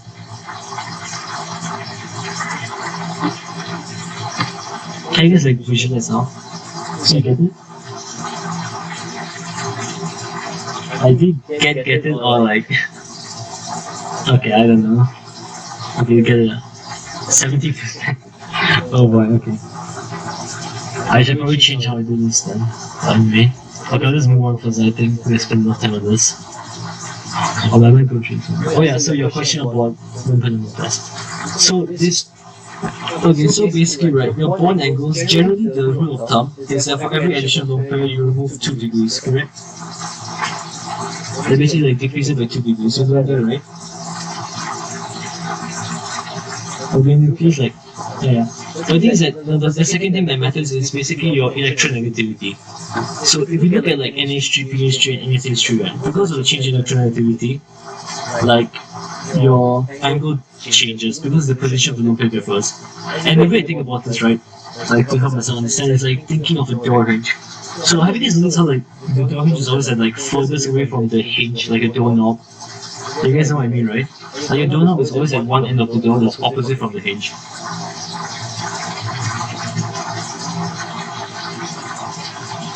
Yeah, and that's because like when you have it very far away, the moment you exert on the door is higher, so it's easier to open and close the door. Right? Okay, that's fine. Okay, but you know what I mean, right? Like the reason why they put it farther away so that it's easier to open and close the door, correct? Like if you try and push the door from the center of the door, it's harder to close it. You can try pushing it if you're doing nearby. It's harder to push it from the center, right? Yeah, so the same thing applies for electrons. So if electron pairs are farther away from the central atom, then they can exert a greater force on the surrounding bond pairs, which causes the bond pair angle to decrease. So let's just draw it out to see what I'm talking about basically. So let's hit the canvas, right? This is like, so let's say you have NH3 versus PH3. So first of all, which of these two elements like N or P has the higher electronegativity?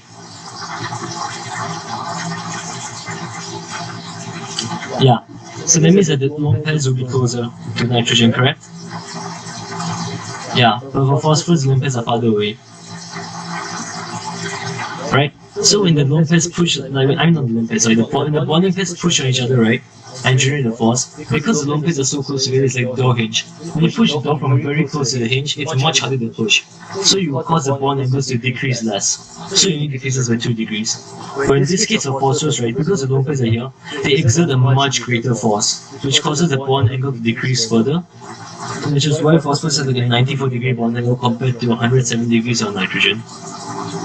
But 94 is insane, like you think about nitrogen is like almost like the angle on the octahedral thing. This is like how, like does this analogy help? You can understand this.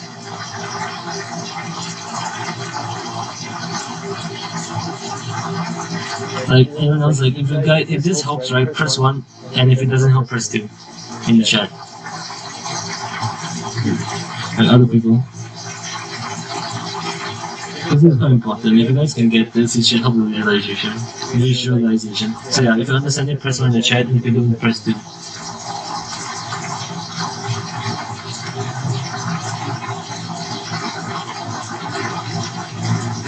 And if you don't know if you understand or not, press 3.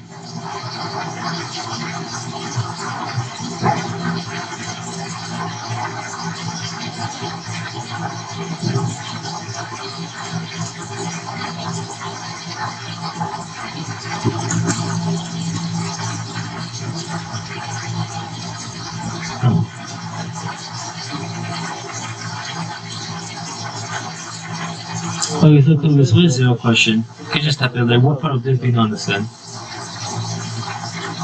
You can just type it out, and if you feel comfortable speaking out.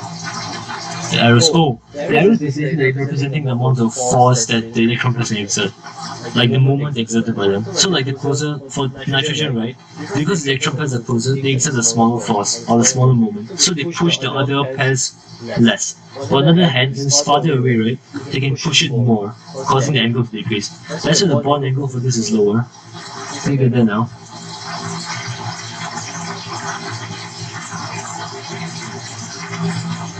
Okay, let's move on then, that's good. Okay, so yeah. Polar bonds, basically the greater electronegativity difference, the more polar the bond. Polar molecules will always have polar bonds, but polar bonds don't necessarily result in a polar molecule. And the reason for that is because you need the net overall dipole moment of the molecule to be more than 0 for it not to be polar. So what I mean by that basically, right, is, let's just see. Wait, by the way, like, the person asked about bond angles, right? Can you answer your question or not?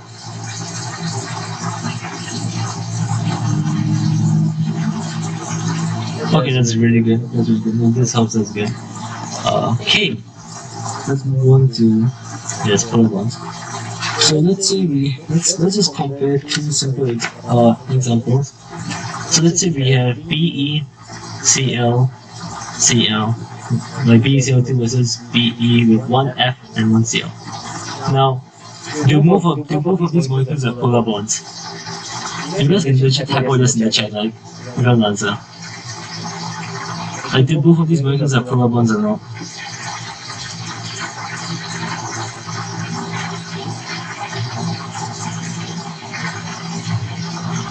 Someone else? Like, do both of these molecules have polar bonds?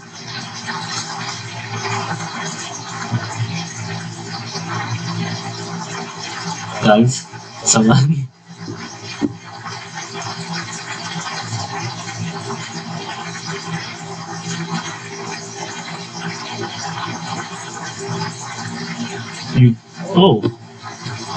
Okay, now let's go through this. Okay, so basically, right, in order for a bond to be polar, there needs to be an electronegativity difference. You guys get that, right?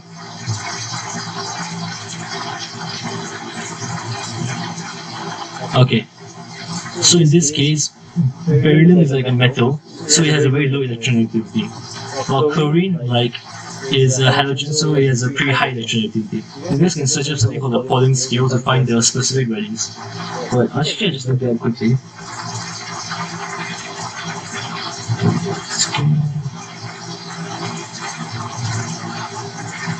Let's see. Beryllium is 1.5, so let me just write down. Beryllium is 1.5. Chlorine has an electronegativity of 3.0, and fluorine has a maximum electronegativity of 4. Yeah. So that means that because the electronegativity difference is more than like 0.8, right? That already makes the bond polar. That means that this bond is polar. Now, when you draw a polar bond, right, you need to like know what the overall dipole moment is for each bond. So when you draw it, right, you should draw the arrow like this from the less electronegative atom to the more electronegative one. So this is a dipole moment to the left. Correct? You get this right? And because This is a delta positive charge and this is a delta negative charge. The dipole moment goes towards the chlorine. Do you guys get that?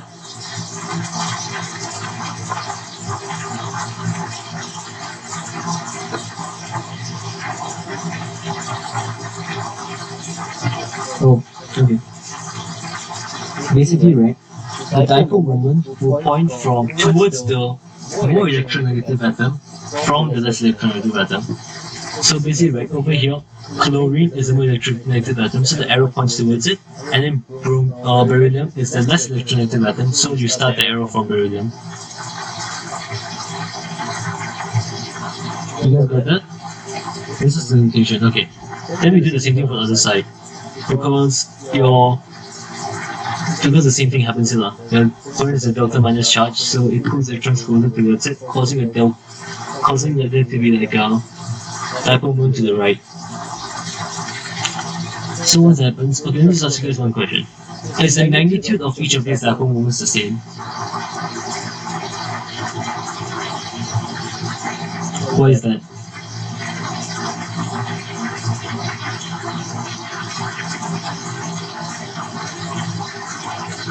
Exactly. And since there's only one beryllium, that means electronegative difference is the same. So the dipole moment has to be the same. Right? We know that's the same thing for this side. So over here we also have we have a similar molecule, but in this case, there's a chlorine over here. Now the question is, for the other side, right, will the dipole moment be larger or smaller?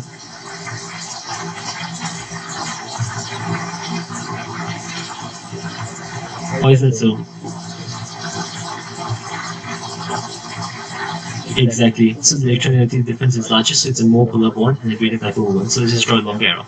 Now let's say that the dipole moment exerted by it is 1.0 units, and by fluorine the fluorine is 1.2 units. It's just arbitrary. It's not actually the values, but yeah, it's arbitrary. So that means for this, right, we can do some vector addition. So since we have 1.0 to the left and 1.0 to the right, what's the net effect?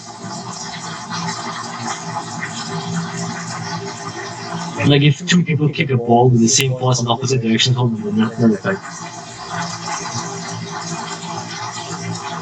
It's like adding yeah, exactly 0. It's like adding 1.0 plus like negative 1.0, so you just get 0.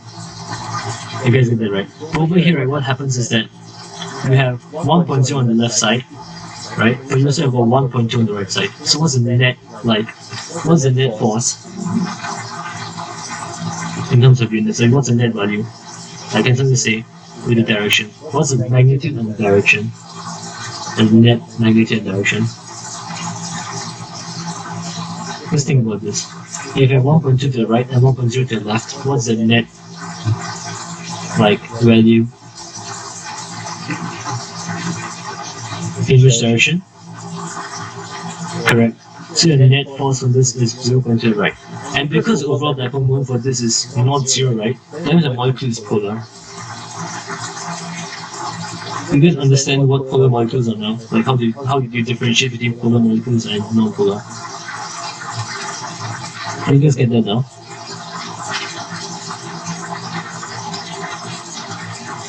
Okay, any questions about this? You can just send the chat. And if you have any other questions about polar molecules and stuff.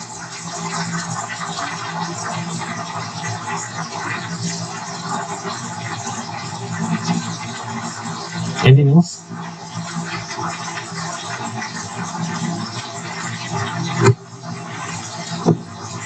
Oh yeah, one more thing, right?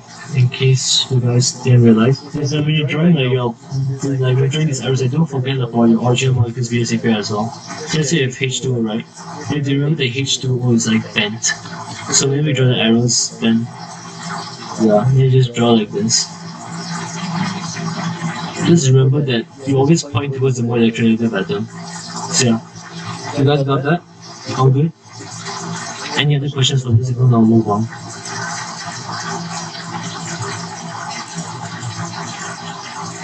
If there's no questions, just press 1.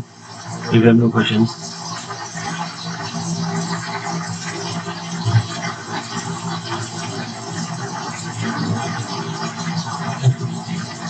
So intermolecular forces are quite simple. So there's 3 types: there's instantaneous dipole, induced dipole interactions. So it does depend on the size of the electron, column, and surface area.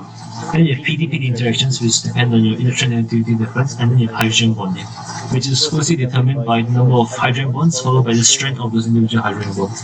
So any questions about integrating forces of attraction? And just anything you guys to understand about this?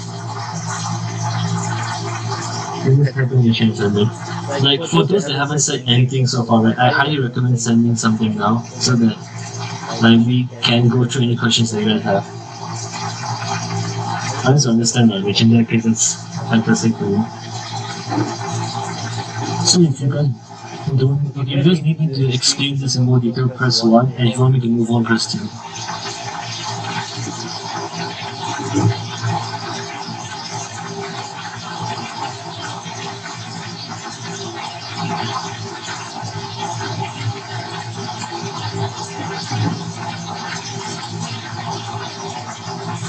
I will explain in more detail. Alright, I'll explain. I think we'll talk about this then. What do you guys want to talk about specifically? Like, so I know what I want to do. Like, you guys need to explain like what happens at the molecular level, like to help like visualize and understand what's going on, or what? Like, you guys want to understand what actually happens and stuff, or like just go through detail? Visualization. Okay, sure. Can be done.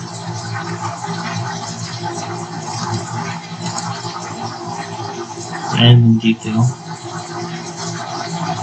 Or I'll go through both. I'll just take you guys through visualization and okay, I'll just do one sample for IDA first, and if you guys like how I explain it, then I'll do the same for the rest of them. Let's talk about IDA. So like IDA are like pretty interesting things that occur, and we know that it happens because of like instantaneous dipoles. So why does this happen? So let's say you have electron, let's say you have an atom with an electron count here, or a molecule with an electron count here, and then you have another molecule with an electron count here, correct? Right now they're both like symmetrically distributed, but because electrons are constantly moving, right, for a small fraction of a second, you can have an uneven distribution of electrons within the molecule. So even though this molecule may not be polar, right, for a split second, because of how quickly the electrons move, you can have like an uneven distribution. So one side has like more electrons, the other side is less, so it's like partially charged on each side. Now because of that happens, like, this is called the instantaneous dipole.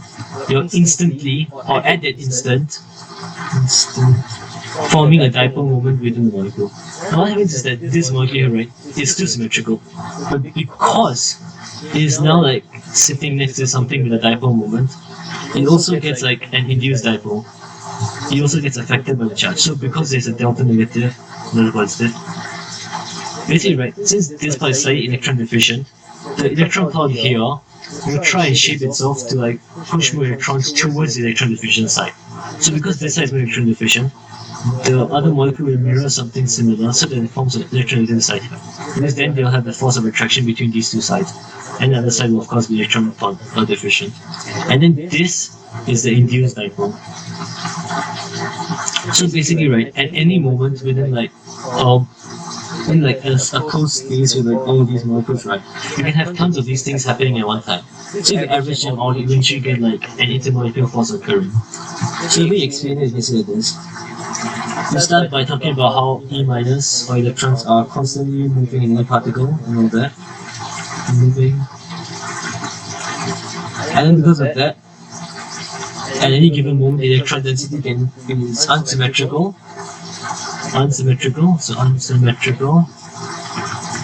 E minus density results in instantaneous dipole. So this density results in this. And once that happens, right, it can induce a dipole in a neighboring particle, which causes an attraction between them. Alright?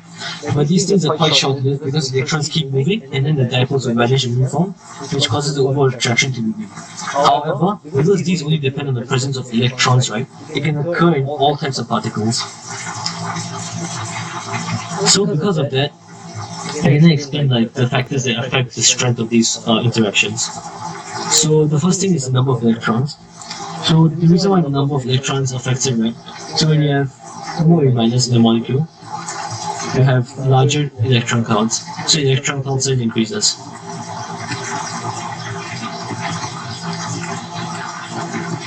And because the electron cloud sizes are larger, right, they become easier to polarize or distort, which causes the strength of ideality to increase.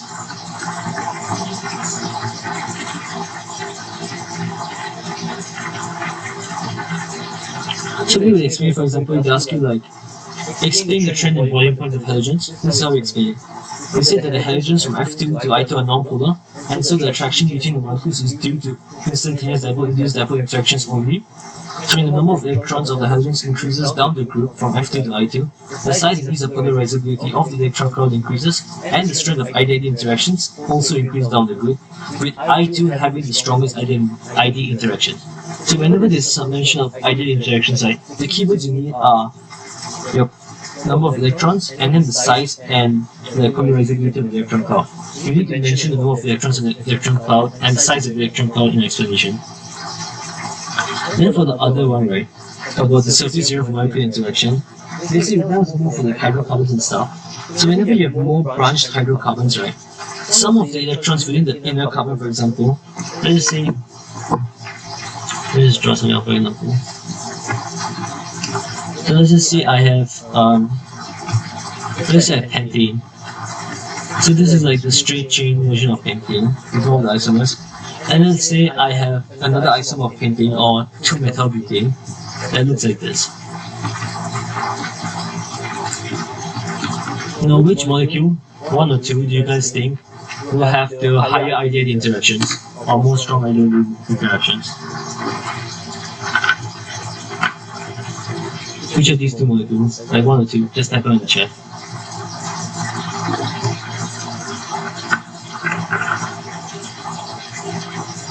If you don't know, you can put IDK. If you're not sure whether it's one or two.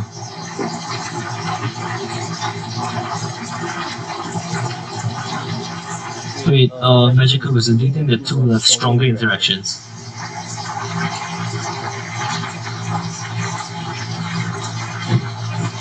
Can you like explain like why you think that two will have stronger interactions? So just like walk me through your thinking process.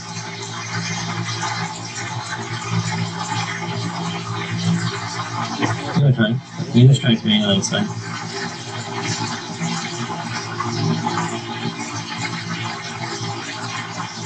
Okay, so like why would it cause it to have a stronger ideal interaction?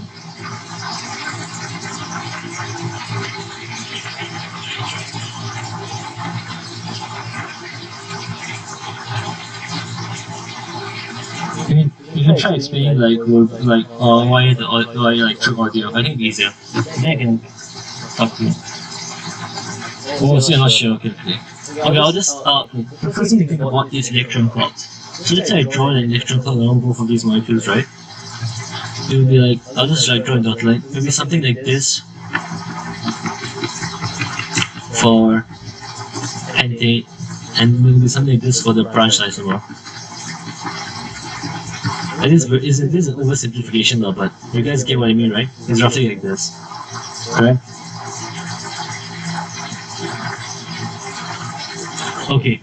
The thing is that over here, right? For example, this carbon, if you look at this condensation chain, this carbon is having some with electron density being like hidden away. It's not as easily accessible because it has more surrounding bonds. So in more surrounding bonds, right, some of the electron density is harder for like other molecules to access. So we draw another molecule here, let's say there's a CH4 here. You can interact with this area, but you can't really interact with this area as easily. Do you get that? Because it's being like covered by more things. So because of that, right, when you have more branches, your ideal strength actually decreases because the surface area is decreasing. When you're straight chain, the surface area of interactions is higher because all of these points are very accessible for ideal interactions. But then when you have more branches, these points become like less accessible. It's harder to form ideal interactions from those points, which causes the straight chain isomers to have a higher ideal interactions and hence a higher melting and boiling point. Do you guys get that? Yeah. And that's one way to think about it. I also think about the fact that when like branch out something like this, right? Let's say like it's like pentane if I'm not wrong. Something like this. The entire thing would basically be a sphere compared to like an elongated cucumber. So the cucumber always have a higher surface area than like this massive, like this big spear. That's because there's some regions that you can't access as easily because it's hidden way below the surface. Like the volume is going to be the same, but the surface area will decrease. You guys get that? Nice. Okay.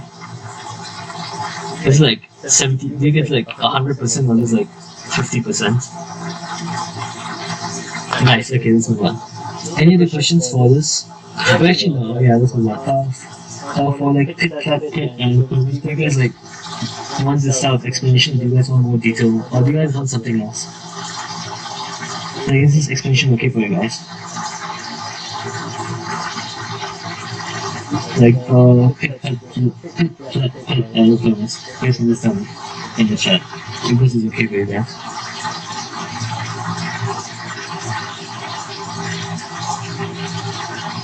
Nice? Okay. Good. That's good. Let's move on to PDP. Actually, PDP is easy to understand than ID. So, I'll just go through like...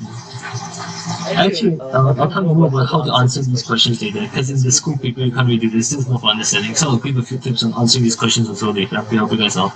So let's move to PDP. So let's see, we have HCl and another HCl here. Alright? So, if you draw the electron current, because we know that Cl is more electronegative, you have more of the electron density, correct? Oh my god. Right? You guys get that right? Because Cl is larger, it has more of the electron density. Right? And Cl is more electron negative, it has more of the electron density. You guys get that? So it's permanently a dipole within the molecule. It's basically a polar bond. So it's permanently a dipole within the molecule. So the molecules basically like align themselves in a line such that they arrange themselves to have the electrostatic force of attraction between the Cl and H. So let's just say we start off with like let's say molecules are floating around like this, right? Like ClH, HCl. But what they'll basically do is they'll align themselves to take advantage of this dipole moment by doing this. So they'll transform to this basically. They'll just shift around so they can take advantage of this electrostatic force of attraction. That's basically PDPD. So naturally, right, the main thing that determines the strength of the PDPD will be the delta minus and delta positive charge. The greater these charges, the stronger the dipole moment. So this is explained through the path of electronegativity difference. You guys got that?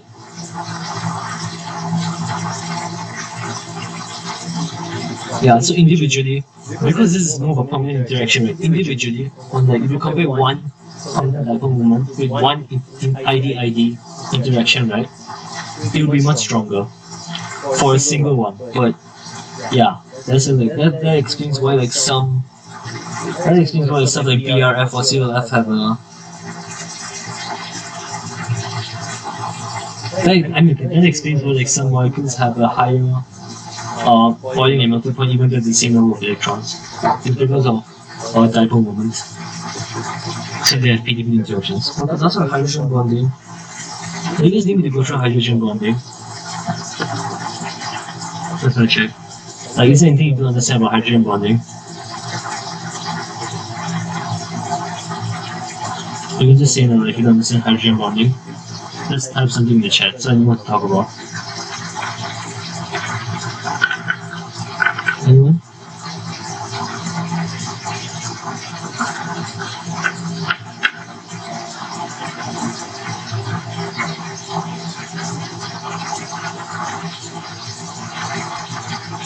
And also 50% of the PDPD. What do you not understand? For this? Like which part?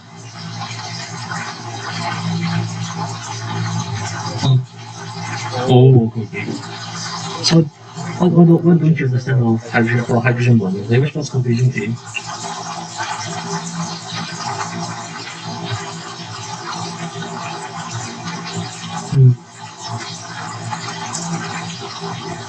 It's like a very specific type of... Okay, the way to think about this is right, is when I have PDPD, right? Hydrogen bonding is like a very special type of PDPD. That's how you think about this. It happens that Like when you have hydrogen attached to very electronegative atoms, right? So your O, F, and N. And notice how they're all like the last three elements in period 2. Yeah, those are like the most electronegative elements, right? In the periodic table.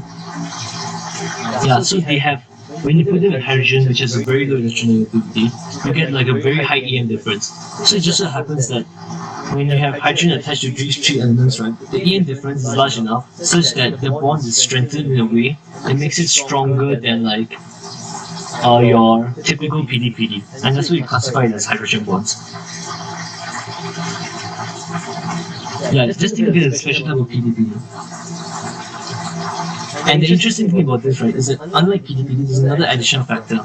Because there's something like a limiting reagent thing going on. So let's just compare like the best way to explain like hydrogen bonding, right? I think the best example for this to like clear understanding is comparing your H2O to your NH3. Now, you know that for hydrogen bonding, right, you need a lone pair on the FON as well as a hydrogen attached to the FON, correct? Yeah, so in this case, right, if you count the number of things, oxygen has 2 E- pairs and 2 hydrogens, while nitrogen has 1 electron pair and 3 hydrogens. Now, even though nitrogen has 3 hydrogens, right, the number of electron pairs basically acts as a limiting reagent, which causes there to only be an effective number of 1 H bond per molecule. So for every molecule of NH3, you can only effectively form 1 H bond. On the other hand, right, since like oxygen has 2 electron pairs and 2 hydrogens, right, it can form 2 effective hydrogen bonds per molecule. You get that?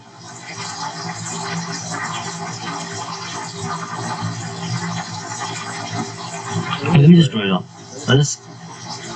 Okay, so let's say you have nitrogen, right? You have 1 molecule of nitrogen here, and then you have another molecule of nitrogen here. Now, by right, even though nitrogen has 3 atoms, 3 hydrogen atoms, so all of these 3 H's, right, can undergo hydrogen bonding, correct? Yeah, but the thing is that the other nitrogen molecule only has 1 lone pair, so it can only interact with 1 of these 3. It can only interact with 1. Only interact with 1. And because there's like a permanent dipole moment solved, right, it only interacts with 1 at a time. Which means that you can have 1 effective hydrogen bond for each nitrogen molecule. Even though it has 3 hydrogens, because there's 1 lone pair, it can only form 1 bond. You get that?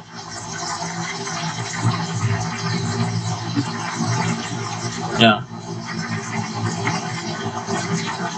Exactly. So let's say if another molecule of oxygen, let's say if like another H2 here and another H2 here, right? You can have 1 electron just like interact with this, then 1 pair interact with this. So this is forming 2 hydrogen bonds. And the same thing happens over here. So we just draw 1 more H2O. This can just interact with this. So you're forming 2 hydrogen bonds per molecule. You get that? So we can also look at HF for example. So HF also undergoes hydrogen bonding. But in this case, the limiting factor is the number of electron pairs. So fluorine has 3 E- pairs, but HF only has 1 H. So even when you have like 2, let's say, fluorine molecules together, right? Even though the fluorine wants to be able to, like, even the fluorine can interact with 3 hydrogens, there's only 1 hydrogen it can bond to in this case. So it only forms 1 effective hydrogen bond. You get that? Yeah, so that makes sense, right? So this, you can apply this to the general bonding. So this is how you can understand why like H2O forms more bonds than NH3 or HF, and why it's stronger. That's just a primary effect. So H2O forms 2 bonds, NH3 can only form 1 bond, and HF form 1. And on top of H2O forming 2 bonds, right, each of the hydrogen bonds in H2O are stronger. Do you know why? Like the reason why like each of the hydrogen bonds in H2O are stronger than each of the hydrogen bonds in ammonia.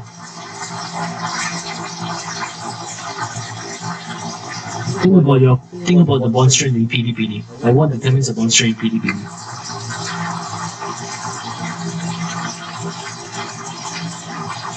difference, yeah. It's the same thing here. Because the electronegativity of oxygen is higher, right? It forms a stronger hydrogen bond. So each individual hydrogen bond in oxygen is stronger than nitrogen. And the same thing about H. F has a higher electronegativity than oxygen, right? So it forms a stronger hydrogen bond. But in this case, right, the primary factor that determines the strength of hydrogen bonding within the solution is the number of H bonds.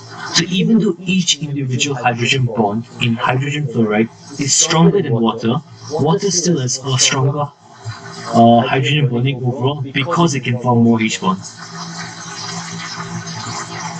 Got it? Is it like 100% understanding now? Nice. Okay, did everyone else get this as well? Can you just check? Like if you understood intermolecular forces well, just press 1.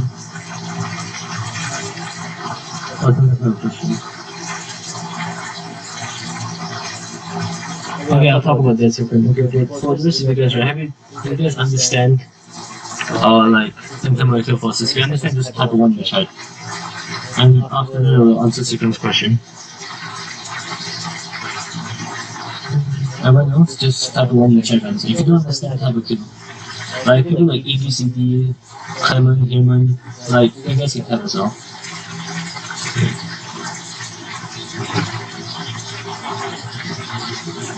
Nice, that's fantastic. Now let's answer Sikram's question, if I'm hopefully pronouncing that right. Okay, that's good, that's good. It's really good if you guys understand this. Okay, let's answer Sikram's question. So Sikram is asking, how do we compare? Okay, let's say we have oh my gosh, okay. So this is okay. I'll just like rephrase the question, right? Then you can tell me whether I'm correct. Whether I'm answering your question correctly. So let's say.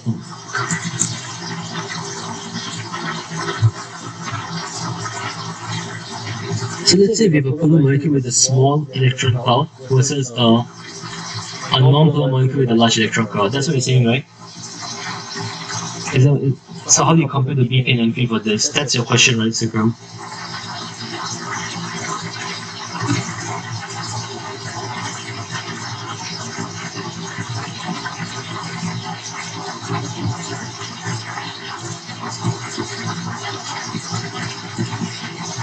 Can you check?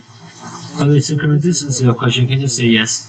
You want to compare a small electron cloud polar molecule versus a large electron cloud non-polar molecule and determine which one has a higher boiling point and melting point. Right? Maybe you type something out.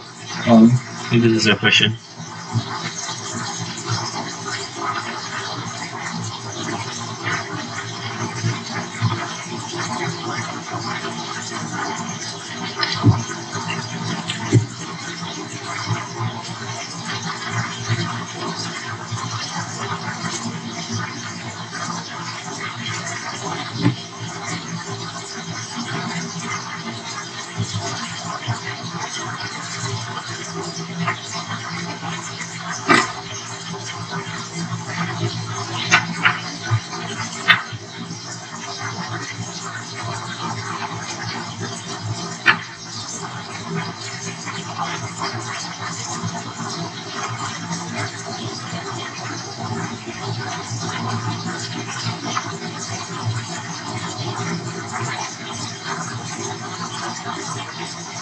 So to answer your question, you can type a yes with this.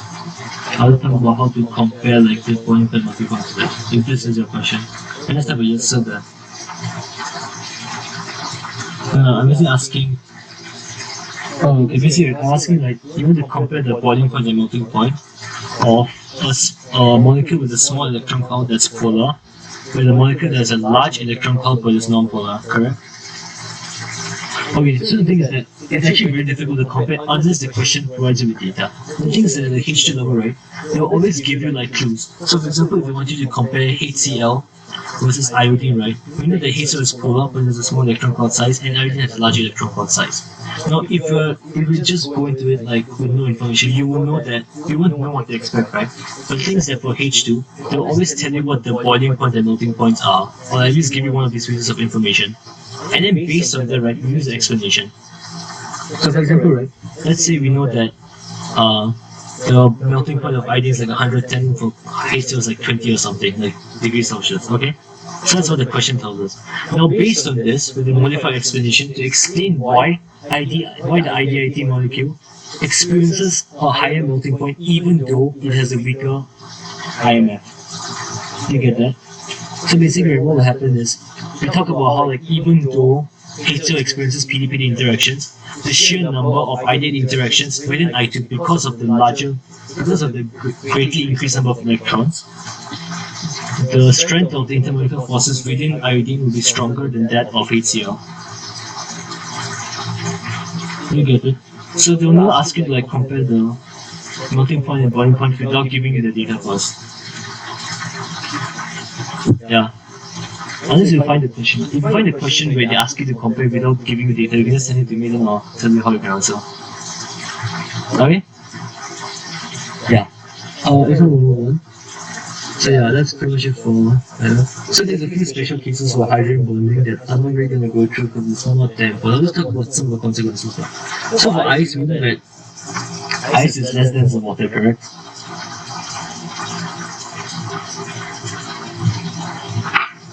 And it's because normally like when liquids like change in size, they become denser, but not with ice because like the hydrogen bonds basically like create an open structure of ice even when it's frozen. So that causes it to have a higher volume and hence be less dense. And for dimerization of carboxylic acids, right?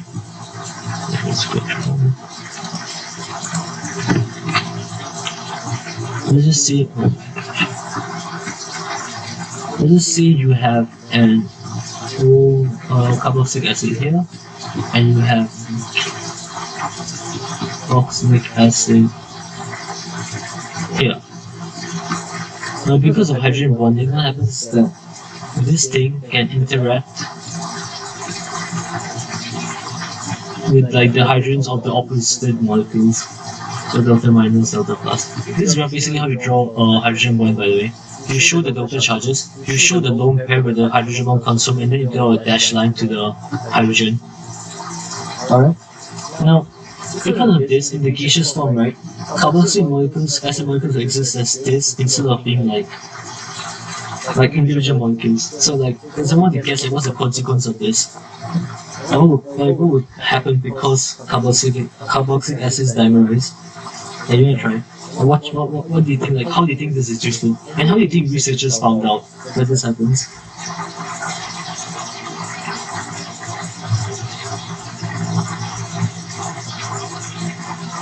Here's this transient, like anything like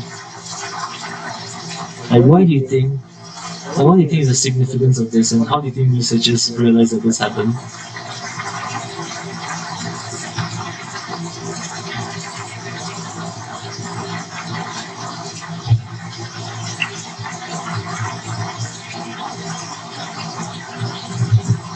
Okay, let's see them face it.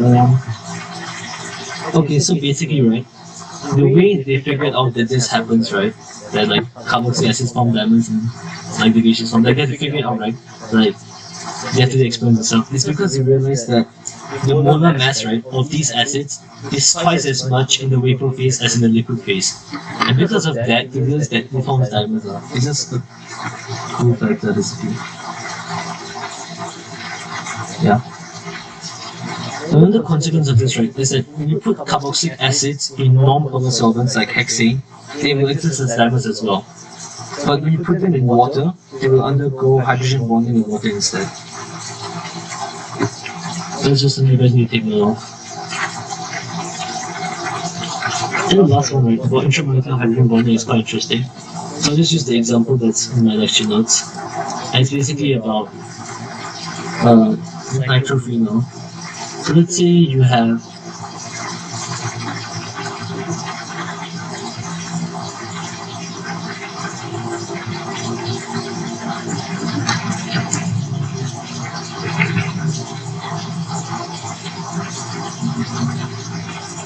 let's say one benzene here with NOH here and NO2 here versus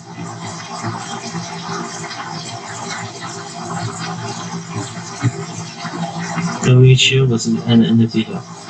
Now, you just want to predict predict why is it that this thing is like about 8 times as soluble in water as soluble in water compared to this. Like, there's no like trying to think about why this is more soluble in water versus this. Just like guess a reason. You can type it as well in the chat.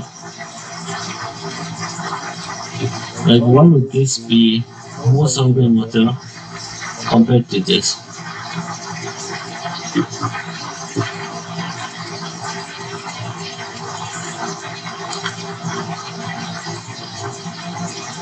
Yeah.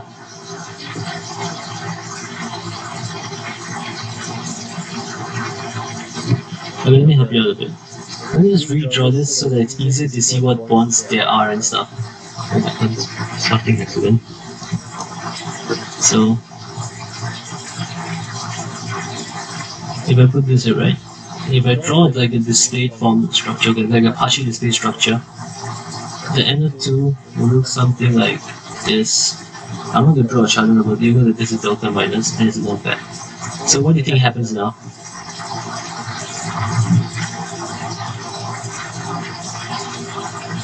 And based on this discrete structure, what do you think happens?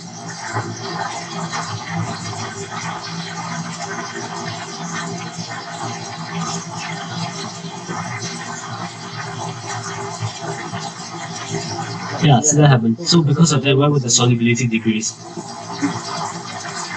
Like when something dissolves in water, right?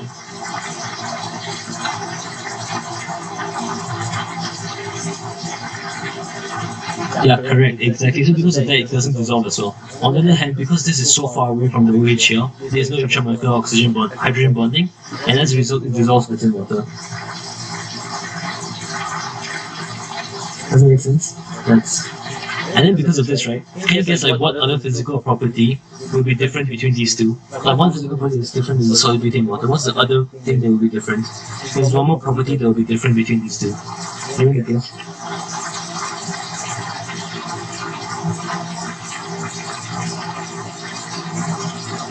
Like intramolecular hydrogen bonding rate causes one more property between these two molecules to be different. Correct, it's a boiling point. It's a continue to try and explain why.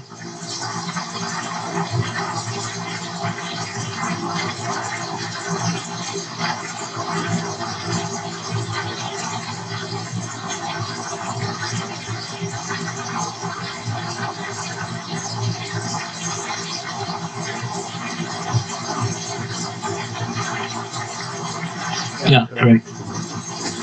Yeah, that's very good. Good job. So yeah, you get that. Yeah, that's basically something cool. Like intramolecular hydrogen bonding is something you guys should keep a lookout for. Like you can explain, like normally, right, you teach you questions, they won't be super mean. They'll give you data, right, that will suggest something. So you have to find reasons to explain the data.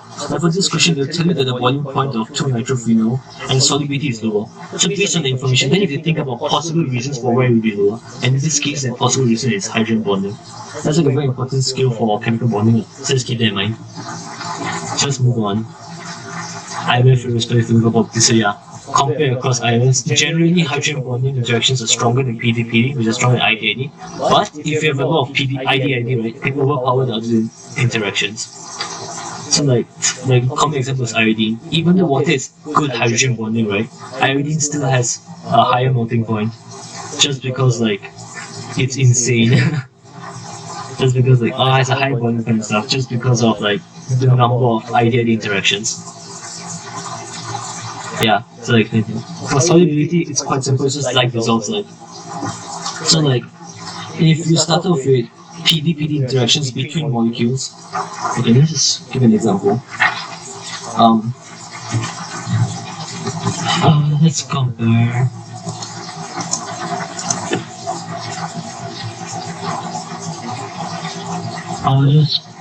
Okay, I don't have a sample. Okay, let's quickly compare this and move on. So let's say you have I2 in C6H14, this is a solvent, and I2 in H2O. Which one do you think dissolves better? Left or right?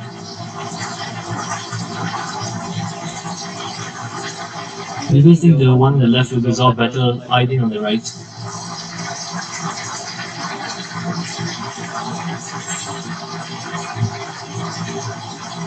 Anyone? Just like put left or right in the chat. I just put it that way.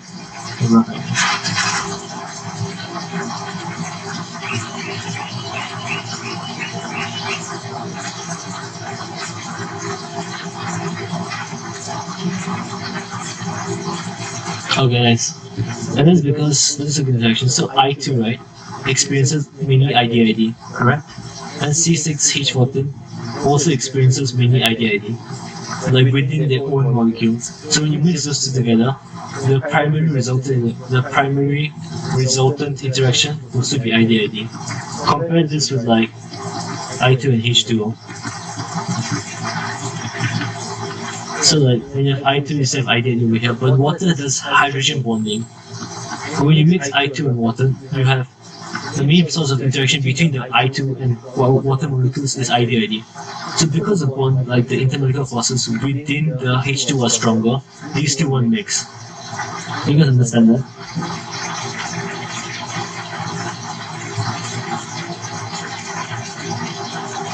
Makes sense, right? So like, because the original solute-solute and solvent-solvent interactions are more favorable than the solute-solvent interactions, the mixing isn't as, the solubility isn't as good, basically.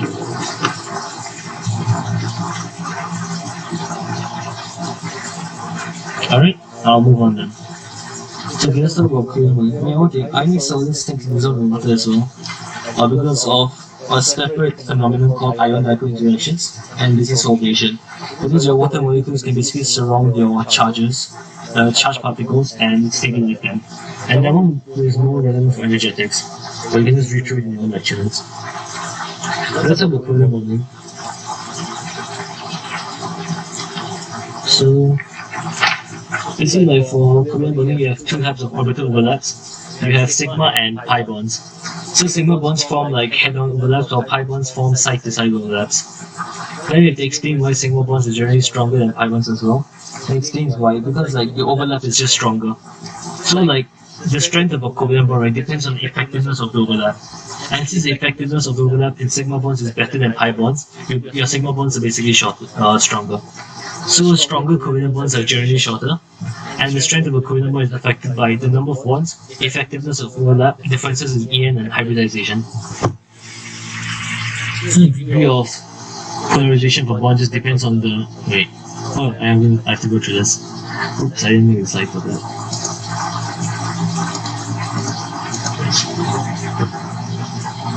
So let's go through like sigma bonding and pi bonding, I guess. So an example of a sigma bond would be, let's say we have hydrogen plus hydrogen. You see like one is orbitals, right? And then these one is orbitals will interact in a head-on overlap. So in here to form this like sigma bonding orbital. Forms this. My drawing is bad, but basically yeah. This is a sigma bonding orbital along the nuclear axis. On the other hand, right, for pi bonds, aka like a double and triple bonds, you get two p orbitals, and then they interact like through this. So when you like merge them together, there's nothing about your nuclear axis. Instead, you form like two clouds below and on top.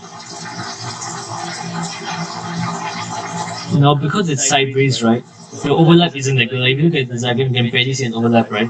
But the solar orbitals, when they merge, the overlap isn't as good, so the bond isn't as strong. Which is why, like, your pi bonds can be broken relatively easily during reactions, but not sigma bonds. It's just easy to break.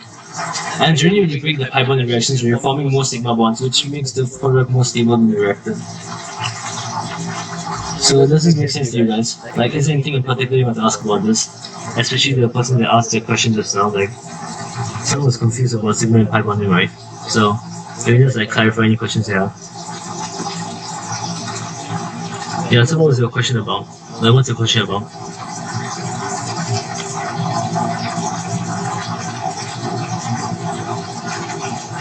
So why is it different? It's different because of the type of overlap. So like for single bonds, it's head-on overlap basically.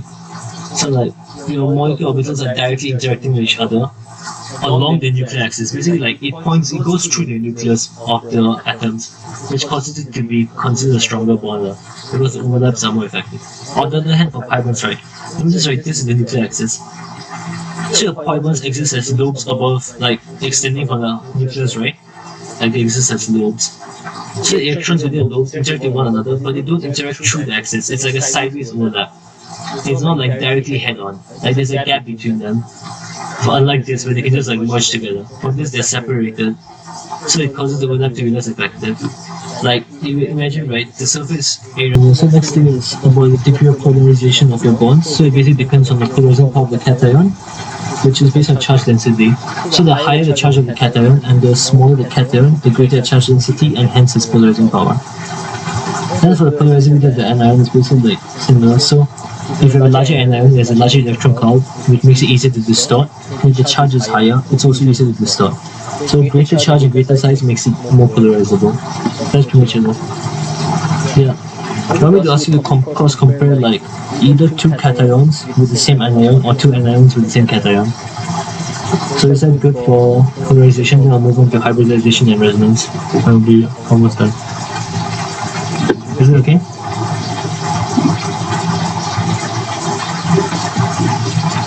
Anyone has any problems with this? No? No. Okay. So hybridization. So the question to ask ourselves is why do molecules hybridize? So is that if let's talk about what would happen if it didn't hybridize. So let's say we have CH4 and we don't hybridize orbitals. We know that carbon has one s orbital and 3 p orbitals, right? So like if we didn't hybridize, does that mean that the 4 bonds in CH4 would be of different strengths? But that wouldn't make sense, right? Like theoretically. So in order to avoid the issue, orbitals basically mix together to form degenerate orbitals of the same energy level. And to determine the hybridization of an atom in a compound, right, we just count the number of surrounding regions of electron density. So do you guys know how to determine the hybridization? Or do we need to go through that?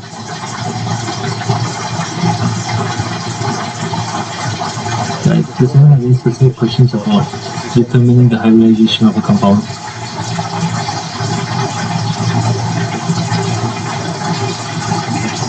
If you guys understand how to like find out the hybridization of a compound, just press 1 in the chat, and if you don't, then press 2.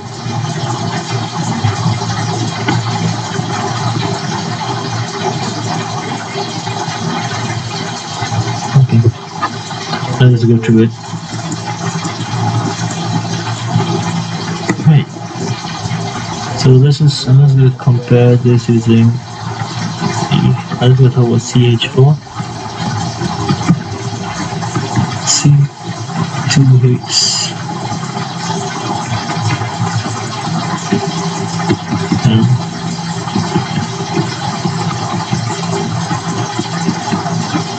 Alright. So with this case, right, for CH4, there are how many regions of electron density does this have? Like the carbon have? Like how many regions of electron density are there around the central carbon atom in this?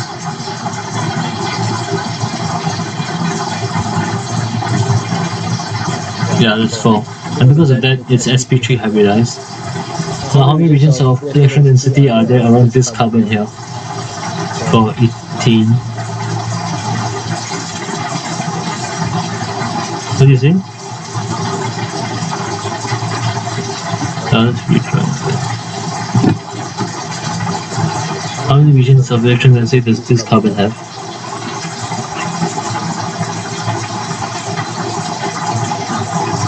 Just think about it for a bit and tell me.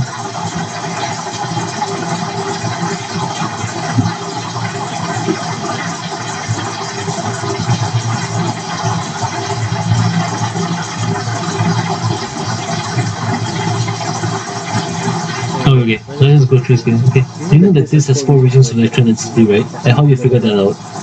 How did you figure that out?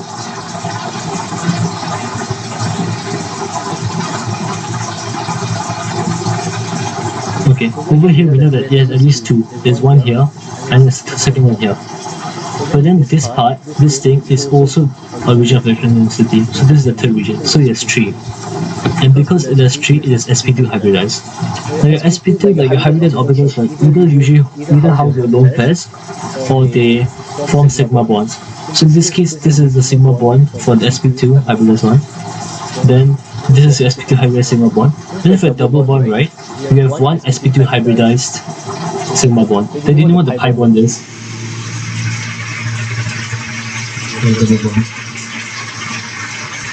Guess what the pi bond is, like what orbitals are interacting in the pi bond.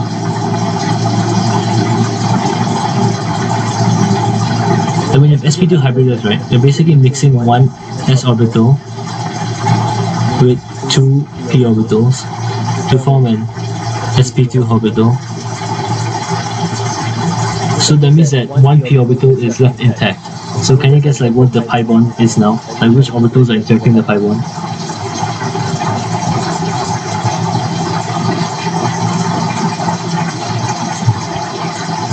Do you have an idea? Or are you not sure? You just type in the chat like that, okay?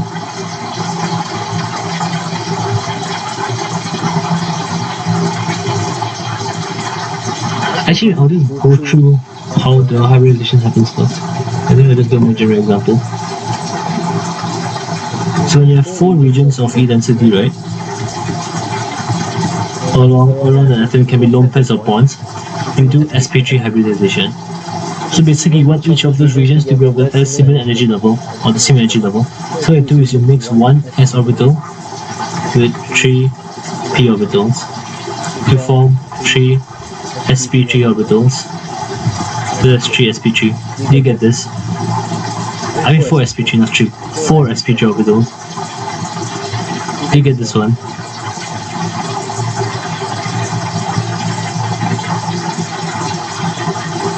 Doesn't this make sense, right?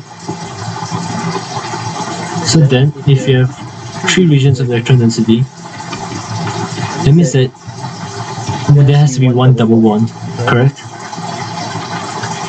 If there's 3 regions of then that's together. And the thing is about pi bonds is that they need p orbitals to interact. So what happens is that your molecule selective and they're at different energy level. So molecule selectively mixes 1s with 2p to form 3 Sp2 of hybridized orbitals. Correct? And then you have 1 p orbital that's just left alone. Right? And then 1 p is just left alone. Then this p, right, is used for pi bonding. So that means that for this molecule, right, if this is a pi bond, then it's through the interaction of which orbital? We've already used about 3 Sp2 hybridized orbitals, so the only orbital that's left is p. So in this case, the pi bond is the p orbitals interacting. Then let's look at Sp2. So I mean Sp hybridization. So if you have 2 regions of electron density, right, what does that mean? Like when would you have 2 regions of electron density?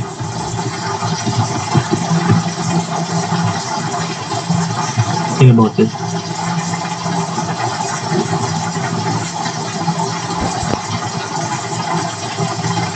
When would you have 2 regions of electron density?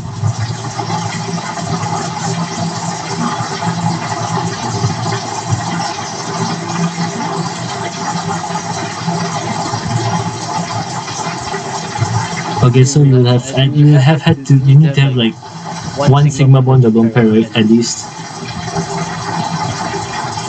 Yeah, so 1 sigma bond or lone pair. So then the second thing, right? What does the second thing have to be? There's only one more region. So what does the region have to be? So like what type of, is it a single, double or triple bond?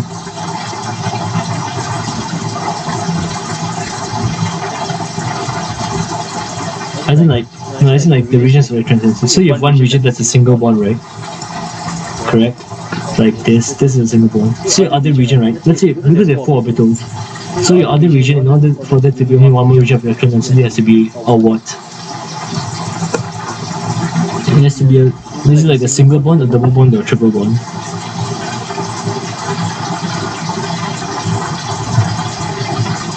Are you not sure? Okay.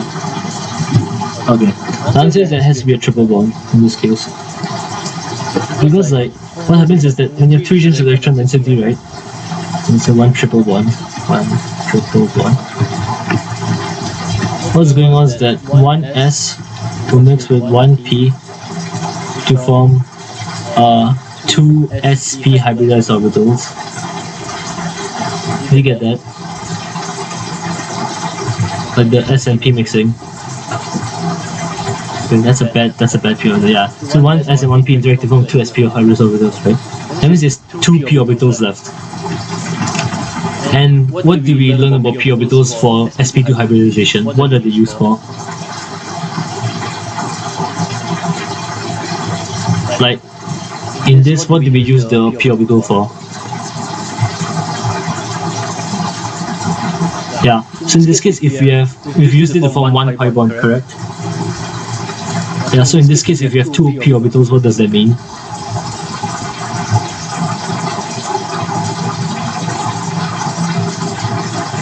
Correct. So you're forming two pi bonds over here. And since we know that there's two Sp hybridized orbitals and two pi bonds, right? That means we go back to this case.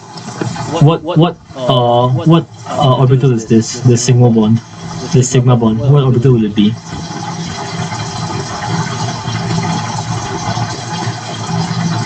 We know that the sigma bonds are the hybridized orbitals. So what orbital should the sigma bond be?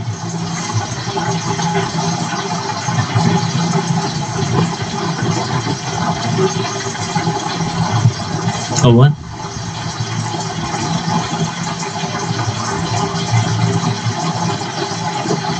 So there's this like a sigma, like the sigma bond has which orbital? Is it like an Sp orbital or a pi or a P orbital?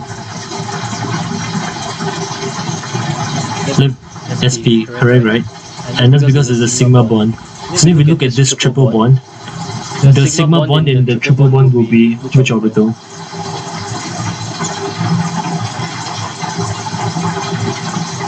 Like this has one sigma bond and two pi bonds, correct? Like the triple bond. Right?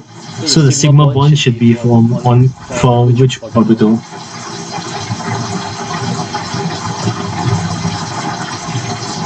Like we have one, like for this, right, we have one Sp orbital and two P orbitals. I mean, yeah.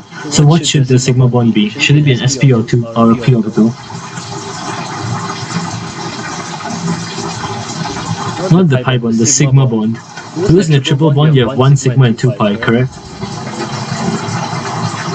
So the sigma bond should be what?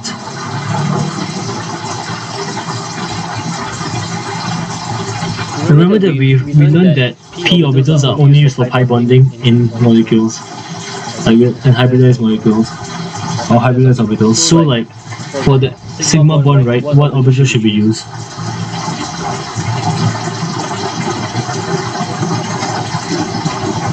If we have to leave the P orbitals for pi bonds, right, then the sigma orbital should be, the sigma bond should be which orbital?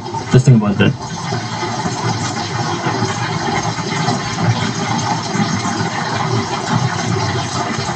It should be the Sp orbital, basically, because it's the sigma bond. Then once you do that, right, you have your two pi bonds, correct? So for those pi bonds, they're side overlaps. So for that, we just use the P orbitals. So this is the sigma bond, then your two pi bonds are your two P orbitals. Does it make sense to you? Oh. Basically what I said was for a triple bond, since you have one sigma and two pi, the sigma bond requires the head-on overlap from the hybridized Sp orbital. Then your two pi bonds are basically your two P orbitals overlapping. You get that?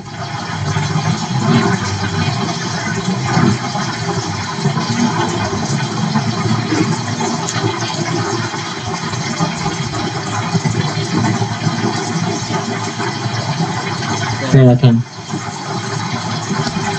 Okay, then you just, I'll do the rest of it, then you can deal with it later, then I'll slow down. I think you'll need a bit of time to digest, maybe. It's quite complicated. Okay, last thing for today, I think this should be last thing. Okay, I'll probably just skip this and I'll move on to resonance. Okay, basically, right, resonance occurs when you can't represent because you can't represent some species using a single structure. Like, you guys know what resonance roughly is, right?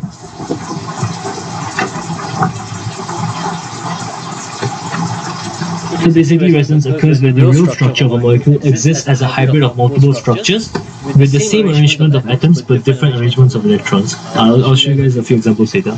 So generally, the molecule will exhibit resonance if it has a continuous overlap of p orbitals over at least 3 adjacent atoms, so that pi electrons can be delocalized. One more thing, right? The resonance structures that are listed out in your notes and stuff are not the most accurate representation of the molecule. Instead, the most accurate representation is like the hybrid of these structures. I'll talk more about why that's the case. So resonance continue, yeah. Usually, right, questions will signal you towards resonance by mentioning something about all the bond lengths being equal when they appear to be different, like in the nitrate anion. So let's just look at that quickly.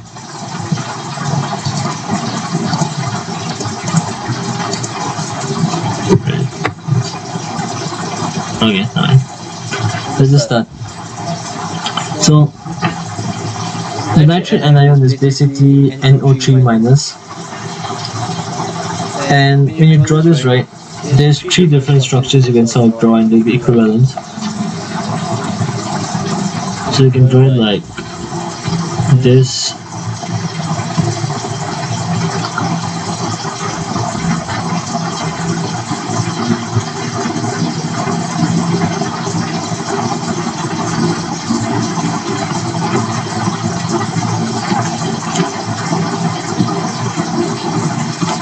You guys understand why like these are the resonance structures of NO3 minus?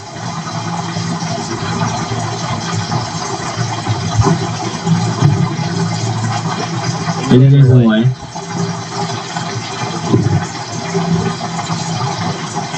Like these are the 3. Do you guys know why these are the 3 resonance structures for NO3 minus?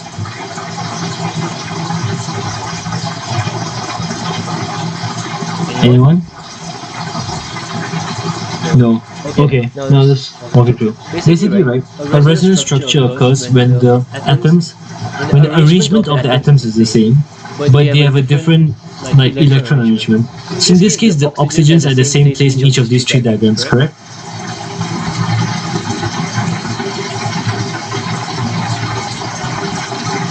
So, like the oxygens are in the same position, right? But the thing is that electrons are in a different position. So over here we have an extra lone pair oxygen in this position. Over here it's in this position, but over here it's in this position. And then for in this case, right, the dative bond is here, and it's here for each of the structures. So when you can have multiple structures like that, right? When electrons can freely move through the molecule, we call these resonance structures. The thing is that the actual molecule, right, in reality, will look like the hybrid of this. So if we draw box, this is the resonance structures. So the most accurate representation of this molecule will basically be to combine these 3 and form this.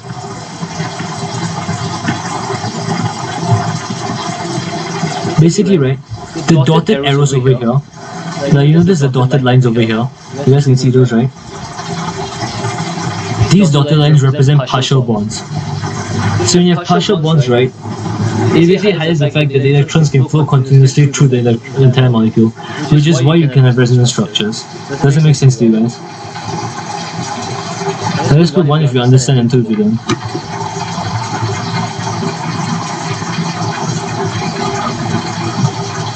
Then just type 1 in your chat if you understand and 2 if you don't. Yeah.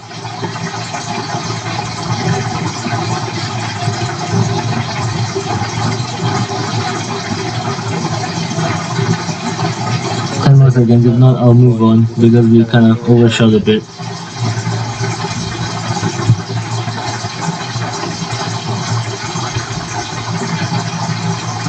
If you have any questions, you should ask me. Is it the same idea as isotopes?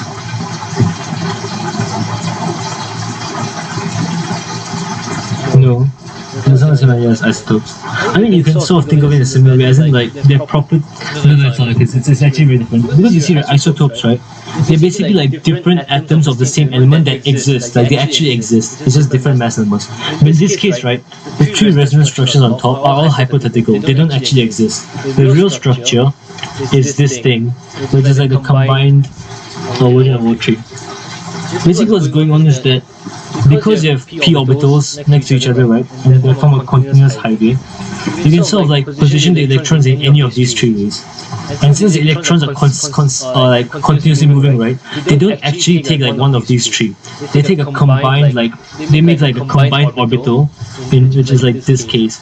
So the electrons can sort of move through any of these like spaces. Does that make sense? Like, hope that good.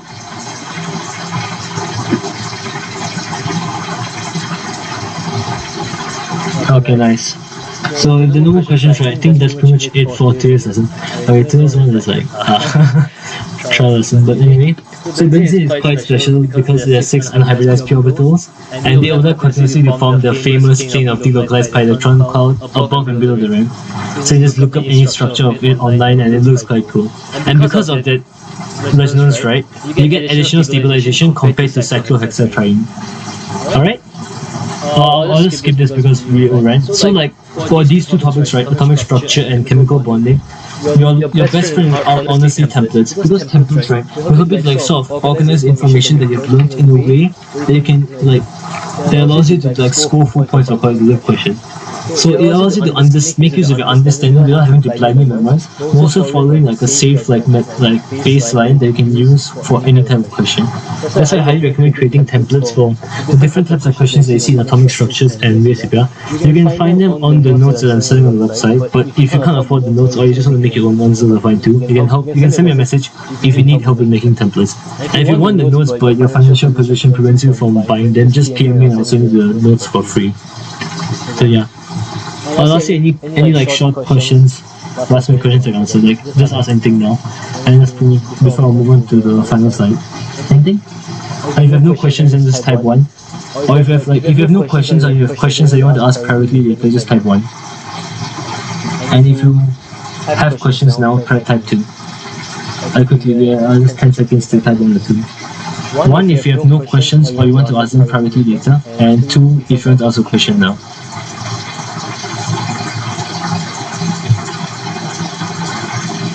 Anyone? No questions? Okay. Then that's pretty much the end of the first lesson. I hope you guys enjoyed the lesson, even though I guess it was a bit dry at times. And sorry for the electronic problems. But anyway, I can't really go super in-depth in terms of details because of the classicals, right? I was just curious, right? Do you guys want me to like more of like have a session dedicated to each topic? Okay, so what I was asking, right, is that for future lessons, right, do you guys want more like me explaining stuff on the whiteboard, or do you guys want me to do more slides and stuff?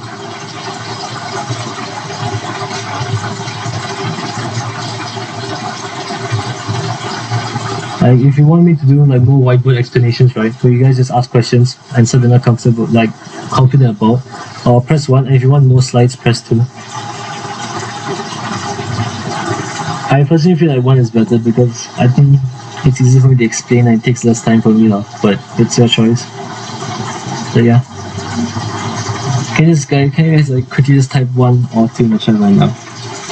10 seconds. Okay. So more whiteboard. What about you?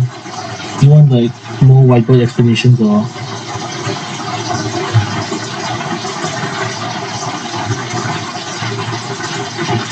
Okay, I'll just send the feedback for me. So yeah, please take advantage of this Discord server and stuff to sort of like learn together with your friends and like ask questions and stuff. Because like I feel like the main advantage of using Discord, right, is that you get to like, just put in questions in the H2 chemistry channel, and then someone will come and help you, and you guys can make use of it to learn together. Alright, so like truly like ask questions and stuff, just like find learning more interesting, because like if you hate learning, right, you're going to hate studying for GC. That's pretty much it. Any last questions about like these lessons in general that I can answer before I end this? Any general questions you guys can just ask now.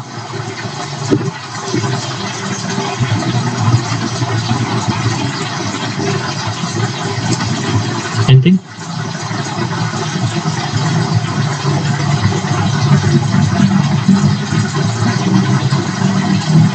If there are no questions, then this is the end for the lesson. Thank you guys for joining. Sorry for making it so long. Next week's lesson will definitely be shorter.